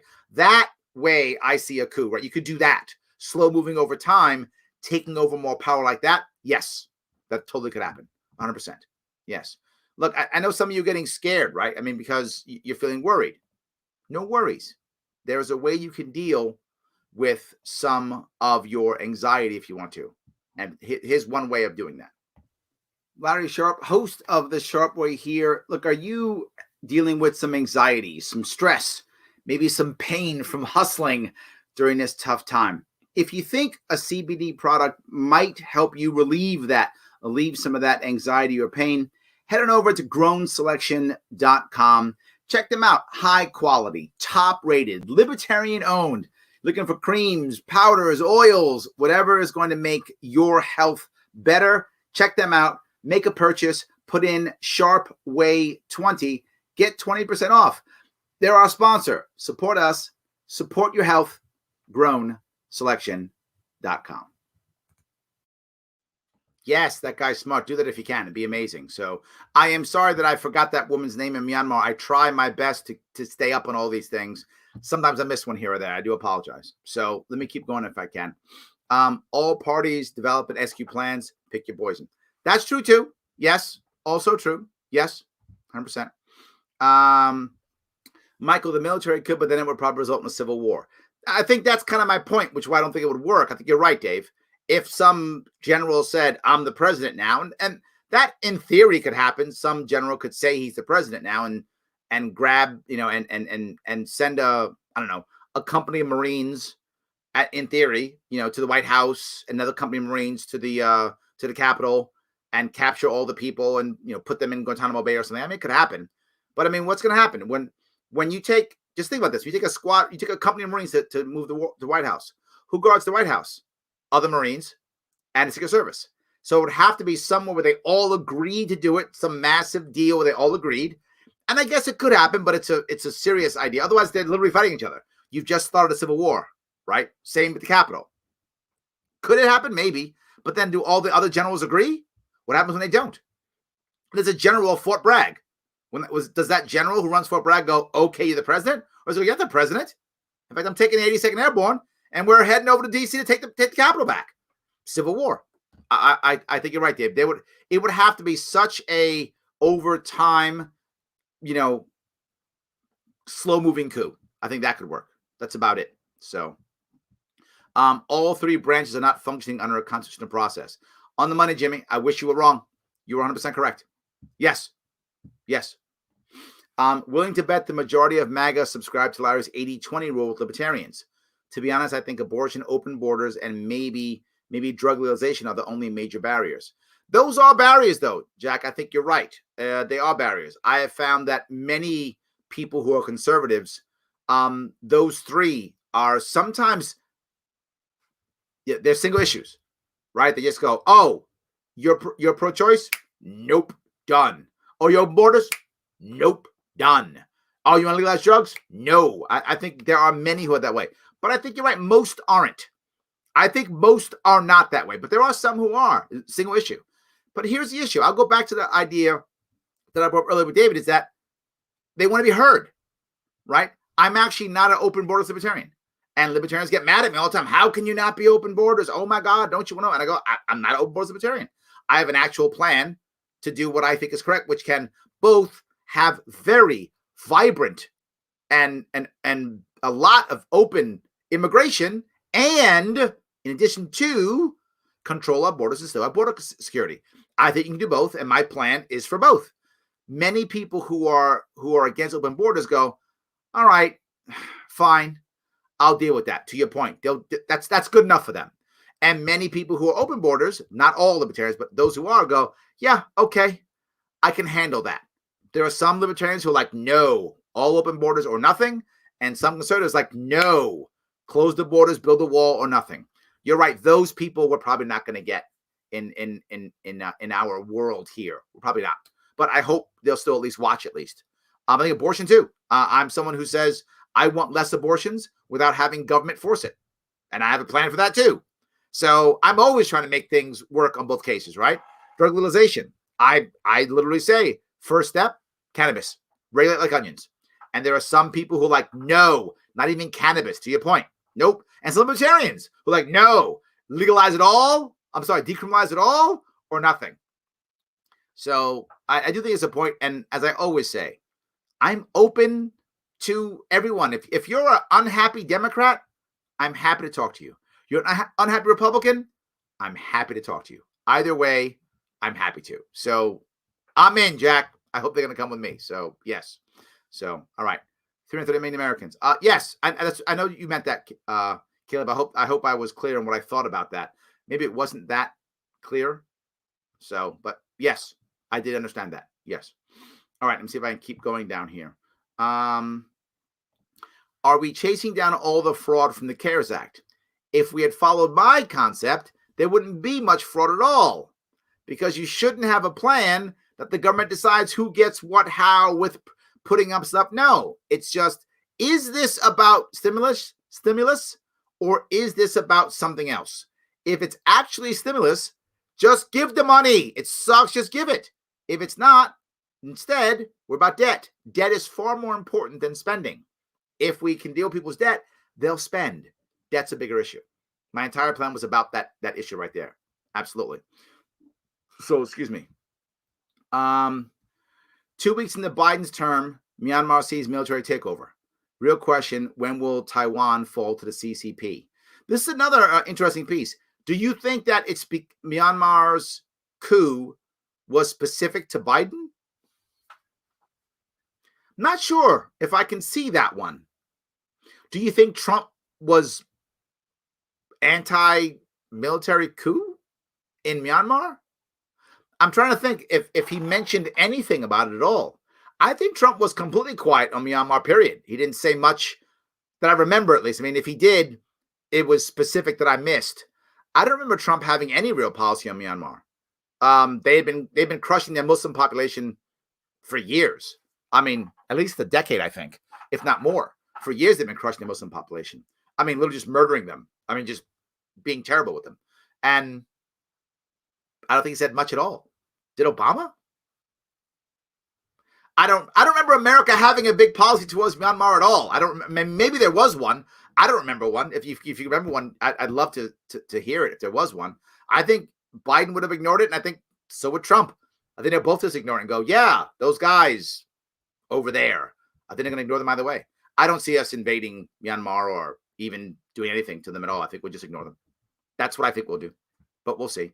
Taiwan, I don't know, right? I think in the case of China and Taiwan, I think that's going to be, it's going to sound terrible.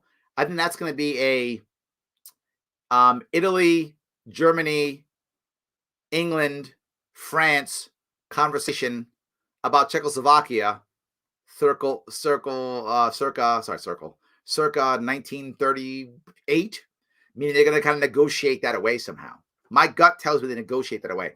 I don't think that is a military takeover.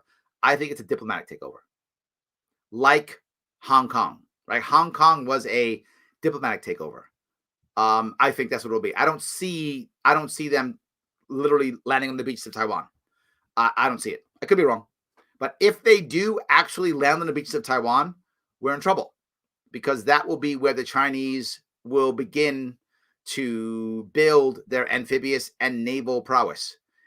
Most people don't know this, but to build out a military force that's effective, that will stand the test of time, that will stand up to pressure and fighting, you have to build a tradition. It's why most military talk about tradition. And a conservative, you must build it, right? People do it because they do, right? Marines stand and fight. Why? Because Marines stand and fight. That's the reason. Why? Because they have. Marines are the first of the breach. Why? Because Marines are the first of the breach. Because they have been. The Chinese are great at amphibious warfare. Why? Oh, they're not. Because they never have been. And they haven't. So they're not. Chinese Navy's been awesome since when? Since never. Because they never have been. And they're not. So they don't have a tradition of this. If they start invading Taiwan and such, they're building that tradition. That's scary. So if there's going to be a takeover of Taiwan, I hope there isn't.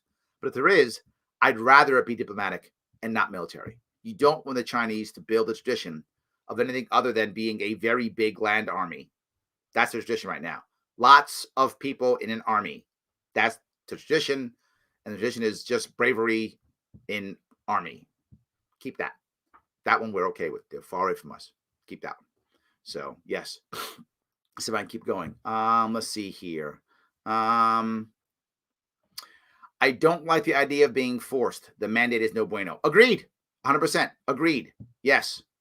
Love this stuff. Sharpe, Mitch, brother. My brother, Wayne, the Revolver. Turi, I appreciate that, man. Him and I served together in the Marine Corps. I'm so happy you're enjoying, my friend. I'm so happy you are. Yes. So we got to get Larry Sharpe in the White House. Thank you. I appreciate that. Absolutely. Yes. Larry, how can you become part of your next campaign? Well, if I run one, I'll announce in the summer. If I announce in the summer, come on board, brother. Love to have you. Absolutely. Yes. Love to have you. Received a survey from my state senator. At the bottom is a QR code which scans some long text string. Is this reasonable or used to AOC list by typing people to individual answers? Is this reasonable or used to AOC list by tying people to individual answers? Oh, I got you.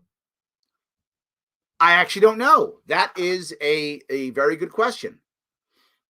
Yeah, I wonder how they tie you to. That's a good question. Everyone's trying to gather data, right? And I often stay on people's lists so I can see how they're doing it, right? I was on Harris's list for 2 years and watching what she was saying, and all those. I was watching how she was, raising money. I'm on AOC's list too because I'm her constituent, so I'm on her list. So yeah, you might be right on that. I actually don't mind it, but they should tell you, right? I don't mind it, but you should know and decide if you want to or not. So I think that's the issue. You should know. Yeah. It's interesting how many issues libertarians and progressives actually agree on. We agree on what the problem is and disagree on who's responsible and how to solve it. We need to meet people where they're at. Yes, there's a saying about Republicans and Democrats or conservatives and progressives. And I think the saying's, it's generic, but it's kind of close to right. They say, if you want to know what's wrong with America, ask a progressive. If you want to know what's right with America, ask a conservative.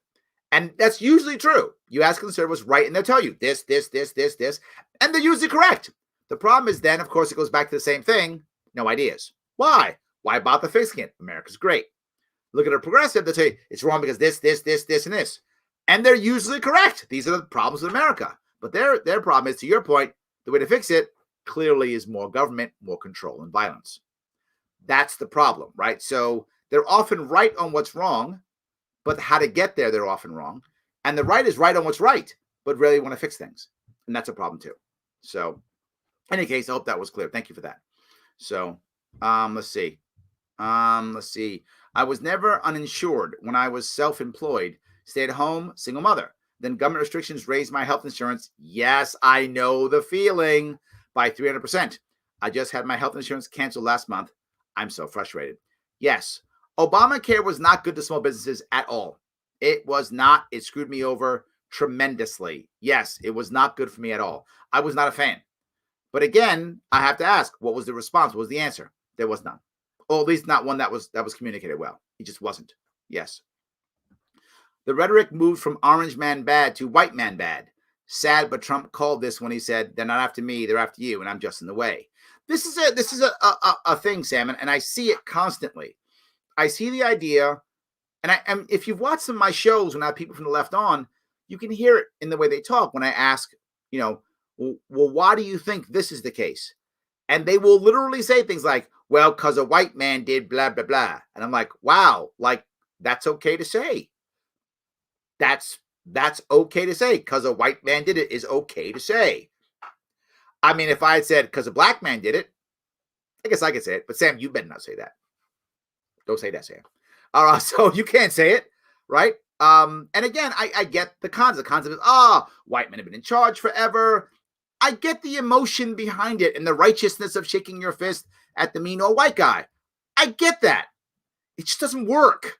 And it's not helpful. And it alienates. So I get the emotion behind it. It feels good. The man. I get it. It's just so not. It doesn't work. It's not effective. It hurts. It's not the right answer at all. It's a temporary good feeling to shake your fist at the man. And then what? And then the problem is the real man that you're trying to shake your fist at, he's not watching you and doesn't care and is on his yacht.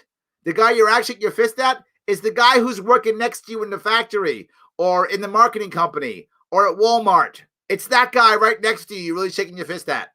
And he's really not your enemy. So that's the worst part. You're feeling good for a minute, and the person who's seeing you shake your fist is not really your enemy, right? If you have an enemy, he's not next to you. He's, I don't know, trying to figure out how to stop people from buying stock so he can make his money, right? He's mad at Craig right now. That's what he is. That's that guy. So, yes. So, all right. Let's see if I keep going here. Political correctness is fascism. Yes. Well done, Christine. Yes. Yep. All right. Let's see if I can keep going here. Speaking of religion and marriage, in order to be married in our country, you must buy a license to have your marriage ordained by a person with a license. Once you have the licenses, it gives family court complete control over you and your children's assets. I know, yes, and you wonder why so many people aren't getting married. You wonder why so many people aren't getting married, Shelley. That's the reason. Yes, you're right. Right, and marriage licenses. Why do you even have marriage licenses? Right, to decide who gets married. Government control. That's why. Government control is to decide who gets married and, of course, who doesn't get married. Both of those things. Exactly right. Yes. So, all right. So if I can keep going here. Let's see here. Larry, thank you for being fair and honest. Right is right and wrong is wrong, no matter the race, ethnicity, gender. Yes. Agreed. 100%. Yes. That's called woke washing. And the woke folks will hide behind every mistake they make by using diversity. True, diversity is great and important, but shouldn't be a scapegoat for terrible policy. Agreed. And the reality of it is, if you want to have success in what you want to do in life, you do want to have diversity, but you want to have diversity of thought. Usually, diversity of thought includes people of different ethnic backgrounds or genders. That's usually true, but not always true, right? If you got a white guy from Appalachia and a white guy from, wealthy New England, they're gonna have to be, ethically the same, but their thought process can be very different, right? In that case, you've got some diversity of thought. Two poor kids from, one white and one Hispanic from, South Bronx or something. The thought process may be very similar, even though the ethnic background may be the same. So you want to have diversity because the best way of making things work is diversity of thought with unity of purpose. And the problem is we rarely have unity of purpose because we don't focus on the end game. We're being diverse for diverse's sake. We want to be diverse with a goal in mind, right? And that's the key. And you might say, well, Larry, you're just saying that. No. I have proof of this. When I ran for governor, I think it was called City and State. I think it's the name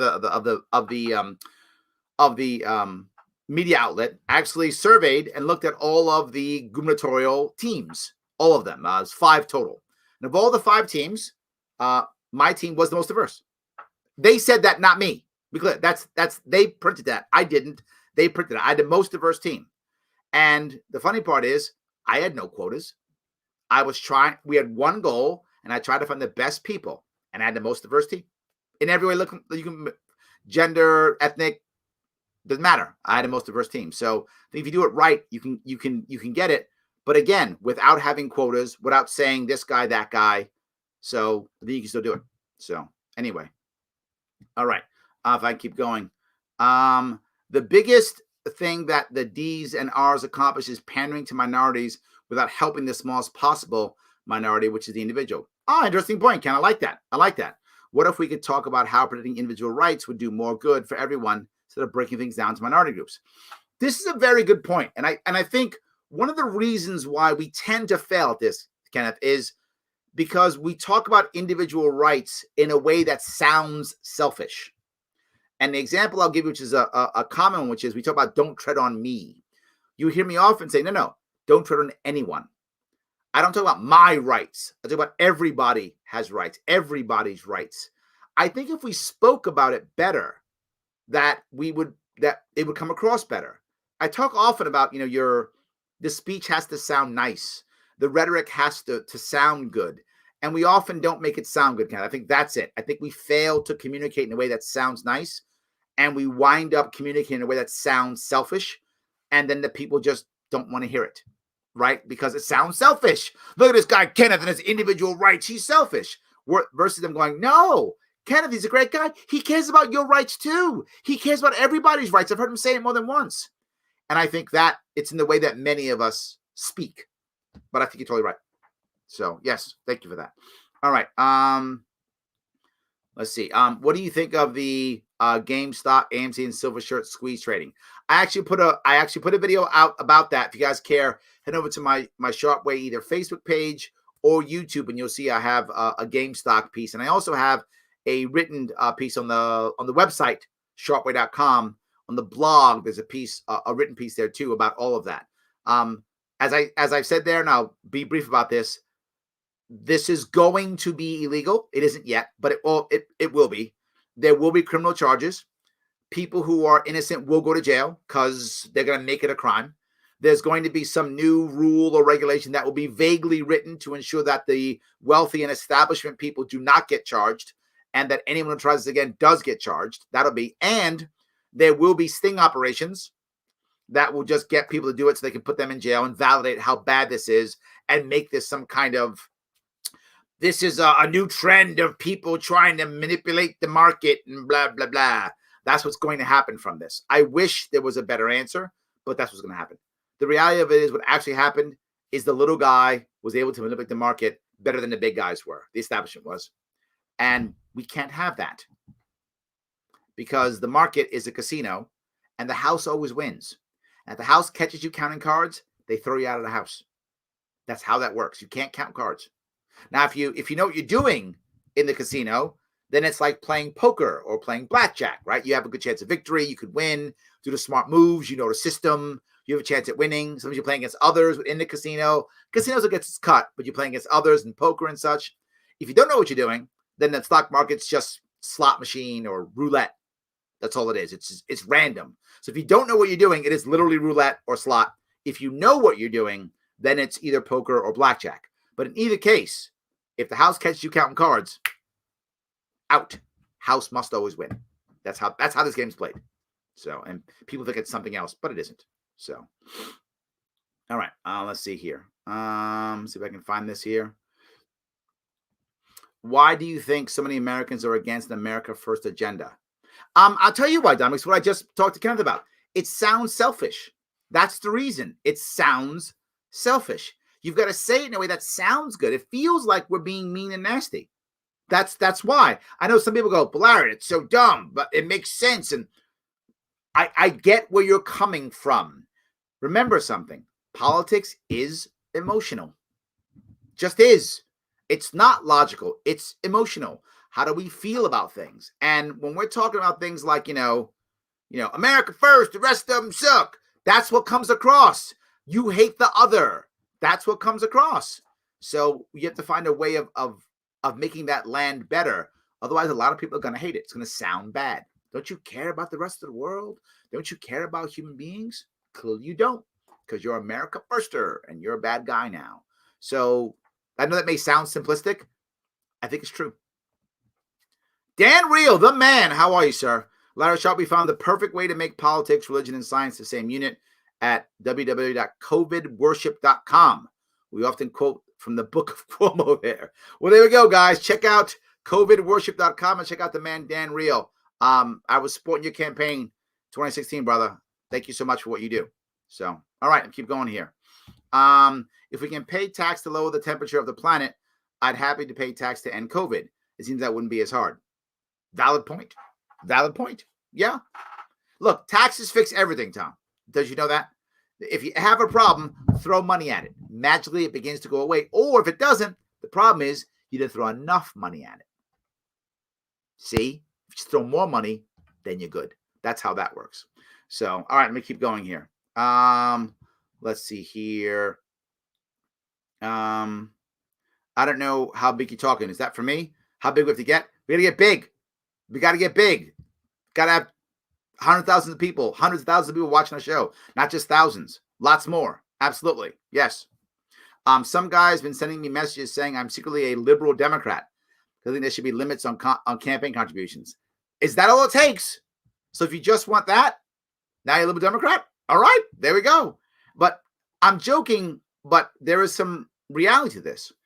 When we have such a strict left-right paradigm, which I'm trying my best to break, the left-right paradigm, then if you're not me, you're the other. This is how it works, right? Again, let's go back to the emotional piece. I was just bringing this up, right, with the guy talking about the Dominic talking about America First, right? It's emotional. So if you don't agree with everything I say, you're the other. So that guy was obviously a conservative, right? Because the second you said that, you're the other. You're now a liberal Democrat. And it's a problem. We have to work through this. It takes a lot of patience. A lot of patience. Let's see here. ACA has my insurance down by $3. Well, $3 is I guess better than nothing. I guess. I don't know. Yeah. I'm not a big fan, but I guess $3 is nice. Yeah. All right. I like how you take weird random comments and make legit talking points. This is an AMA, right? If I'm going to talk the talk after walk, I sit here almost every week and go, one of the reasons why we're having problems is because people aren't heard. So I try to hear you. If I'm going to point the finger at you, and I do, then I must point the finger at myself first. Otherwise, I don't get to point my finger at you. And I point my finger at you. So I point my finger at myself first. So yes, if I'm telling you that I want you to hear me, I want others to hear me, then I got to hear you. Otherwise, I don't have a leg to stand on. I talk about respect, don't I? It's literally part of my show here. You can see it, respect, right? I talk about this. If I'm going to talk about respect, I have to show respect, right? I have to be the change that I want. Or Leslie, you're not going to buy it. You're going to be like, this guy, he's full of it. You're not going to watch. You're not going to pay attention. You're going to think I'm a jerk. I've got to be able to do this if I want you to do this. And I want you to do that. I want Joe, when that guy goes, you liberal Democrat, I want Joe to go, you know what? Let's keep talking. That's what I want Joe to do. Well, if I don't talk, what right do I have to put my finger at Joe and go, Joe, go back and talk to him if I won't? And I am pointing at Joe, go back and talk to him. I am saying that, right? I want that guy to realize, oh, Joe's libertarian. Oh, he's not a liberal Democrat. He's just not me. Oh, and that's okay. Because even though Joe's not me, Joe's not going to force his view on me. Joe just has different views, and he wants to live his life his way, and he'll let me live my life my way. Wow, this is a good deal. That's what I want to happen. And I can't do that if I just, oh, I don't like what that guy said, so no. So yes. All right, I'm off topic, my friend. Your thoughts on our New York AG regarding the response to Cuomo nursing homes and today's news in Washington with a 9-year-old pepper spray. Why? You give me a lot. I'm personally happy with the immediate response today and the pressure on Cuomo administration, knowing where there's going to be consequences going against the king. All right, that's a long one. Let me try to grab a couple of these. I think the AG didn't realize what she was doing. That's what I think. I don't think Letitia James was trying to stab Cuomo. I don't think so. She seems to be relatively loyal to him. And she, unless she's thinking of running against him in a primary, which is possible, she is relatively popular across the state. So unless she's considering running against him in a primary, I don't think that she did it on purpose. I think somebody screwed up. That's what I think. And I think she's in trouble with Cuomo right now. Cuomo is not happy with her right now. And she has one or two options now, in my view. One, accept that she's now his enemy, act accordingly, and assume she's running in a primary against him in 2022. Assume that to be true. Or turn around right now and stop like, oh, my liege, I was kidding, my king. Of course. I think she has two options. Otherwise, she's foolish. So I think she'd be doing one of the two. So yes, but I'm glad she actually did her job and showed the report that, the nursing homes were bad. My response to Cuomo, I literally put in a video last Friday. I did 2 hours on my response to Cuomo, literally 2 hours. So if you have a chance, check it out. You don't check out the whole 2 hours. But I did some clips that I put out on the Facebook page and a couple I put on the YouTube page. Go to the YouTube page. I put some clips from that one out, and I have a couple more coming out here in a couple days. So that's what I dealt with that. Excuse me, the 9-year-old being pepper sprayed. What do you expect? What do you expect? We have a situation in Rochester and all big cities where the cops are now fighting the people. Of course, we have to fix this. There's been, of all the fighting that we had in the streets over this, there's been no change. What do you expect? I'm not surprised at all. It's terrible that cops would do this. But what do you expect when that situation we put everybody in? Let's have some real reform. Let's do that. I guess what surprised me was how open the chief was. Well, you don't know, in Rochester, a 9-year-old girl was pepper sprayed while trying to get her in handcuffs into the back of a car. I know, it sounds crazy. But when the police chief was talked about it, he said something like, and maybe I'll show this clip later or tomorrow. He said something like, well, what else was there? Shoot her or something like that. He was like, we're lucky we did that and didn't shoot her. I'm like, what? To be clear, there's not a 9-year-old on the planet that a 20-something or 30-something Larry Sharpe couldn't put anywhere he wanted to put, and you're a cop, and you can't handle a 9-year-old, what's wrong with your training? What's wrong with your training? You shouldn't have to pepper spray a 9-year-old. You're supposed to be a cop in the appropriate shape with appropriate training. 9-year-old should not be a problem at all. I don't care how strong that 9-year-old is. Shouldn't be a problem. I have a 10-year-old daughter. She's not stopping me from putting her in a car if I wanted to. I would never do that. But if I had to, she was in trouble or something, she's going in the car. I don't know. Just drives me crazy. So, yes, I am happy also with the pressure that Cuomo's getting right now. It's good. I'm glad he's getting pressure because he's going to start to back off a bit. Cuomo is a very savvy politician. That's why he was able to win 3 times. Very savvy. And he is starting to back off a little bit. And now he'll start doing things in the back, punishing people. You will watch his punishment begin to happen now. In the next 3 to 4 months, he'll slowly start punishing some people. Maybe Letitia James, she might be one of them. But he'll start punishing some people. And as he punishes them, the people around him will notice it. And then he'll start to move forward again. Once he's shown them his wrath, he'll then move forward again. So I think that's what's going to happen.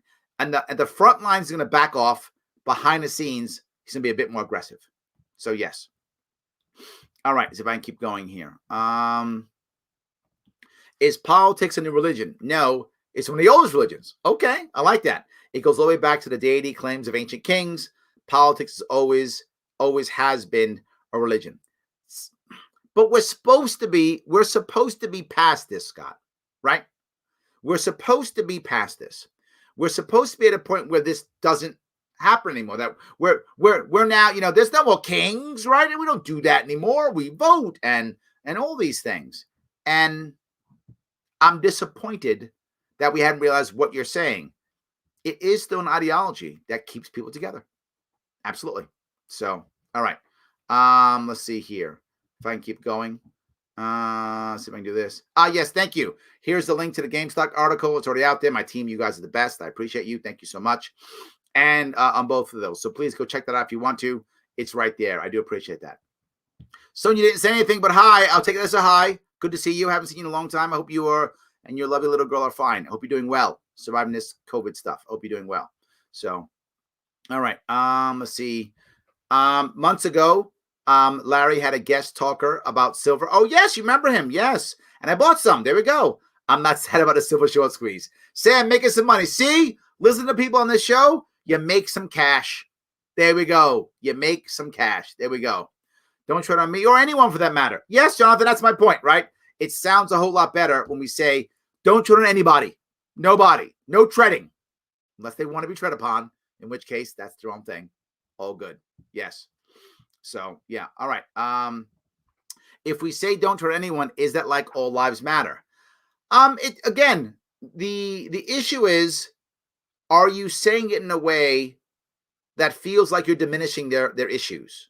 Right? That's the issue. And His Majesty brought this up, King Andrew brought this up when people talk about COVID deaths, which drives me crazy. And it's, by the way, it's in that same link. And there's a link to that live stream last week, also Fridays, when people talked about the people who died in the nursing homes. He went through some story about everyone did the best they could. Then he said, I lost my father. So I lost my father. And, I didn't have anybody to blame. That's the wrong time to say it and the wrong way to say it. Now, if he had said it when someone went to him and said, Governor, I feel so bad. I lost my father in a nursing home. It's terrible. And he goes, oh my God, it's so horrible. I'm so sorry. I lost my father too. And your pain has to be horrible. I'm so sorry. That is more of a sharing piece, right? If you're saying that. But if you go, I lost my father, then it's like you're dismissing the person's emotions. Even though you lost your father, I'm sure when you lost your father, it was terrible. I mean, no one likes losing their loved ones. So if you're saying don't tread on anyone, meaning, well, you're treading on him, but don't tread on anybody, then it will come off negatively. But I'm saying as a general piece, don't tread on anyone. Is all lives matter in general? Would it be a nice thing? Of course it would be. The problem is so many people used all lives matter in the way Cuomo used his father died. Black lives matter. Well, all lives matter. Then it felt like you were dismissing the person's feelings. So it comes across as insensitive. And that's why all lives matter now has an insensitive emotion, even though logically it's true. And in theory, it should be an amazing thing. But it comes across now as being insensitive. As don't tread on me comes across as being insensitive, even though it's right. If you don't tread on me, you don't tread on anyone, right? That's what it is. I'm talking about the denotative versus the connotative meaning of the word. Connotation, in my view, the emotional feeling of the word is far more important, or the phrase, I should say the phrase. So I think don't tread on anyone actually comes across good because it doesn't have that feeling of all lives matter. I hope I answered your question. So, all right. Some of the most prominent names in libertarian thought do so really selfish. I think you mean seems so really selfish. I think so. I'm not sure where you're going with that, Paul, but yes, it comes across as selfish. Yes, and you want to come across not as that, So yeah. Larry hasn't shown any of my comments. I just showed him. I got literally hundreds of comments, Joe.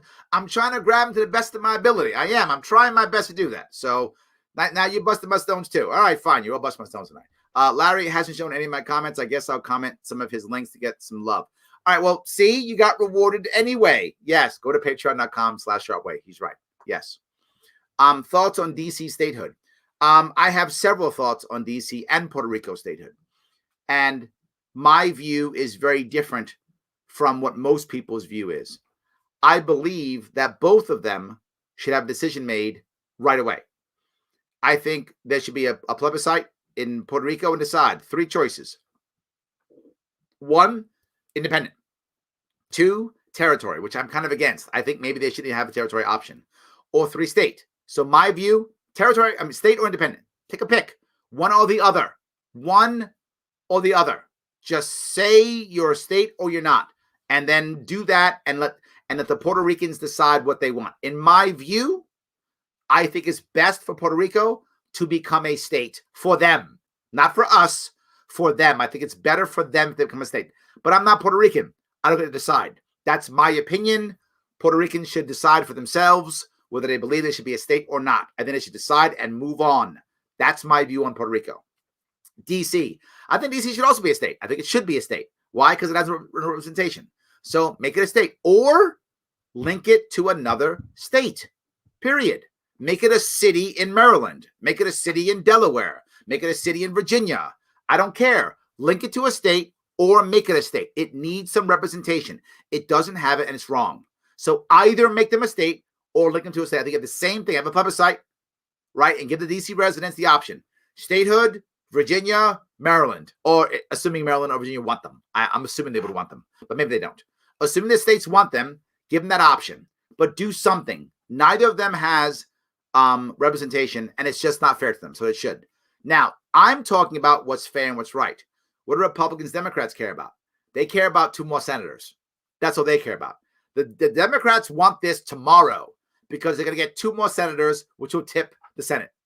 And Puerto Rico, they'll probably get 2 senators also, Democrats probably, but maybe not. It might split, but odds are 2 senators. They won't be 2 Republican senators for sure. There'll be either 1 Republican, 1 Democrat, or 2 Democratic senators coming out of Puerto Rico. So boom, Democrats get 4 new senators. They control the Senate.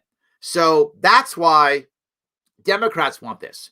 In addition, they'll get more people in the House, and they get more representation in the House also. So Democrats want this not because they care about D.C., not because they care about Puerto Rico, but because they want to control Congress, and it will work. Republicans are against it because they're going to lose Congress, so they don't want it. All the wrong reason. I think you have a plebiscite, you have D.C. decide where they want to go.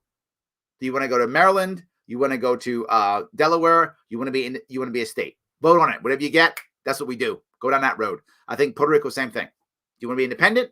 A nation, your own nation? You want to be a state? Vote, make it happen. These idea of us holding on to colonies and such is silly to me. I don't like this idea.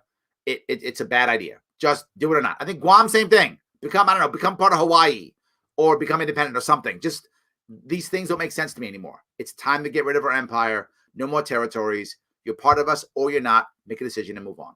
And every American should have representation. If you don't, what are you doing? You should have representation. I hope I answered your question. So, all right. Let's see here if I keep going. All right. Thank you for all the comments, guys. I do appreciate it.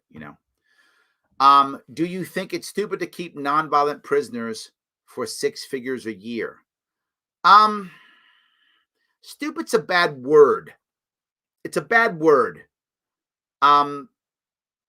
Because there's a righteousness or a justice piece to imprisoning people that people want to hear, people want to feel.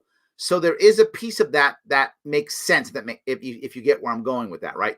You don't just want to go, oh, someone did a crime, they walk away. So I think there is a bit of, you've got to punish. Does it have to be prison? No, it doesn't have to be. Could it be financial? Sure. Could it be, restitution? Sure, I'd be okay with all those things. It depends on how much damage they did.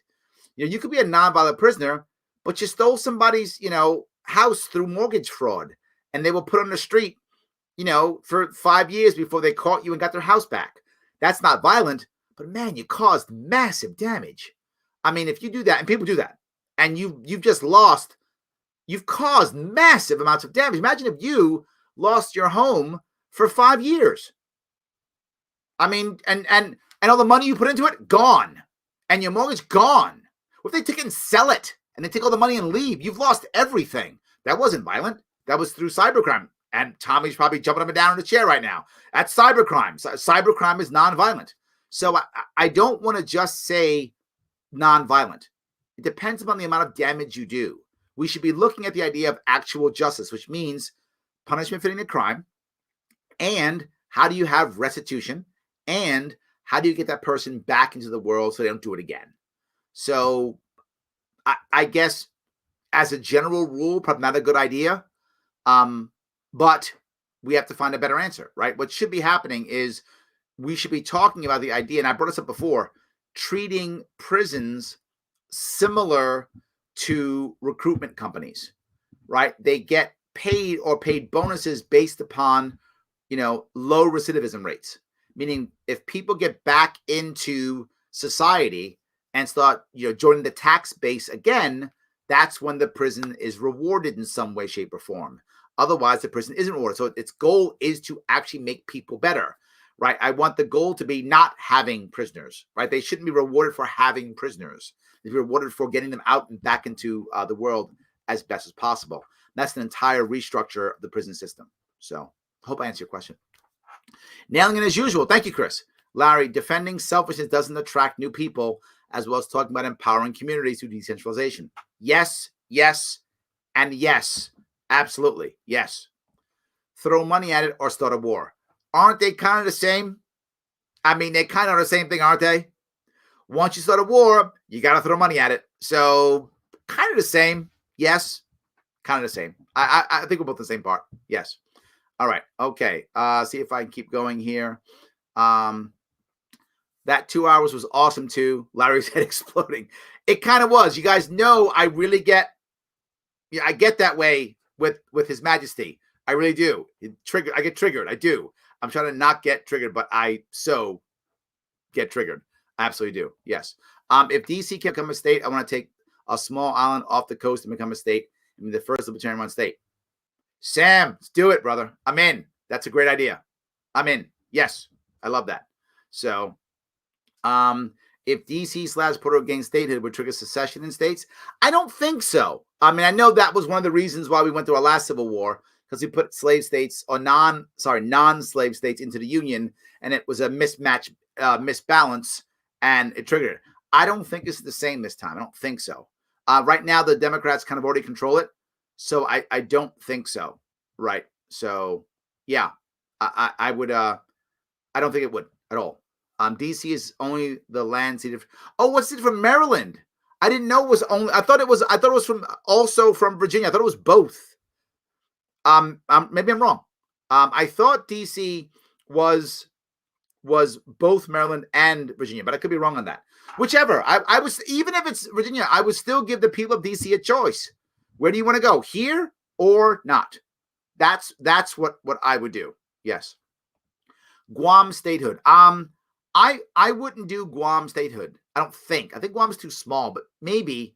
I think I'd let them either be independent or maybe, I don't know, join Hawaii. I'm not sure. I'm not sure with Guam. I'm not sure. U.S. Virgin Islands, I'm not sure about that either. I'm a little bit torn on those two, but there's an answer. And the answer is not a territory, right? That's an answer, not a territory. I want them to be either part of something or be on their own. Either one, right? What they are now is just, they're not at all, they're not all being represented the way they should be. And that's my problem. They should be represented the right way. That's what we're talking about. So there we go. Yeah. I thought it was VA too. Yes. See, I'm not the only one who thought that. There we go. Yes. So yeah, we learned something new today. Thank you, Jody. I appreciate the lesson. Guys, I want to say thank you so much for today. I gave you guys a bit extra time today. I know I shouldn't have been so mean to you and kept you for so long. Thank you for you guys who stayed so long through the entire piece. I appreciate that. As always, support the show to the best of your ability. If you can, either head on over to the Human Respect Test in the link up there. If you got some cash, throw it my way, patreon.com/Sharpe Way. I'm trying to build this out more and more and more and still do my day job. As you know, I still feed my family on my day job, and I'm still trying to do this to the best of my ability. I appreciate everything you can do. Please like, comment, and share, and I will see you all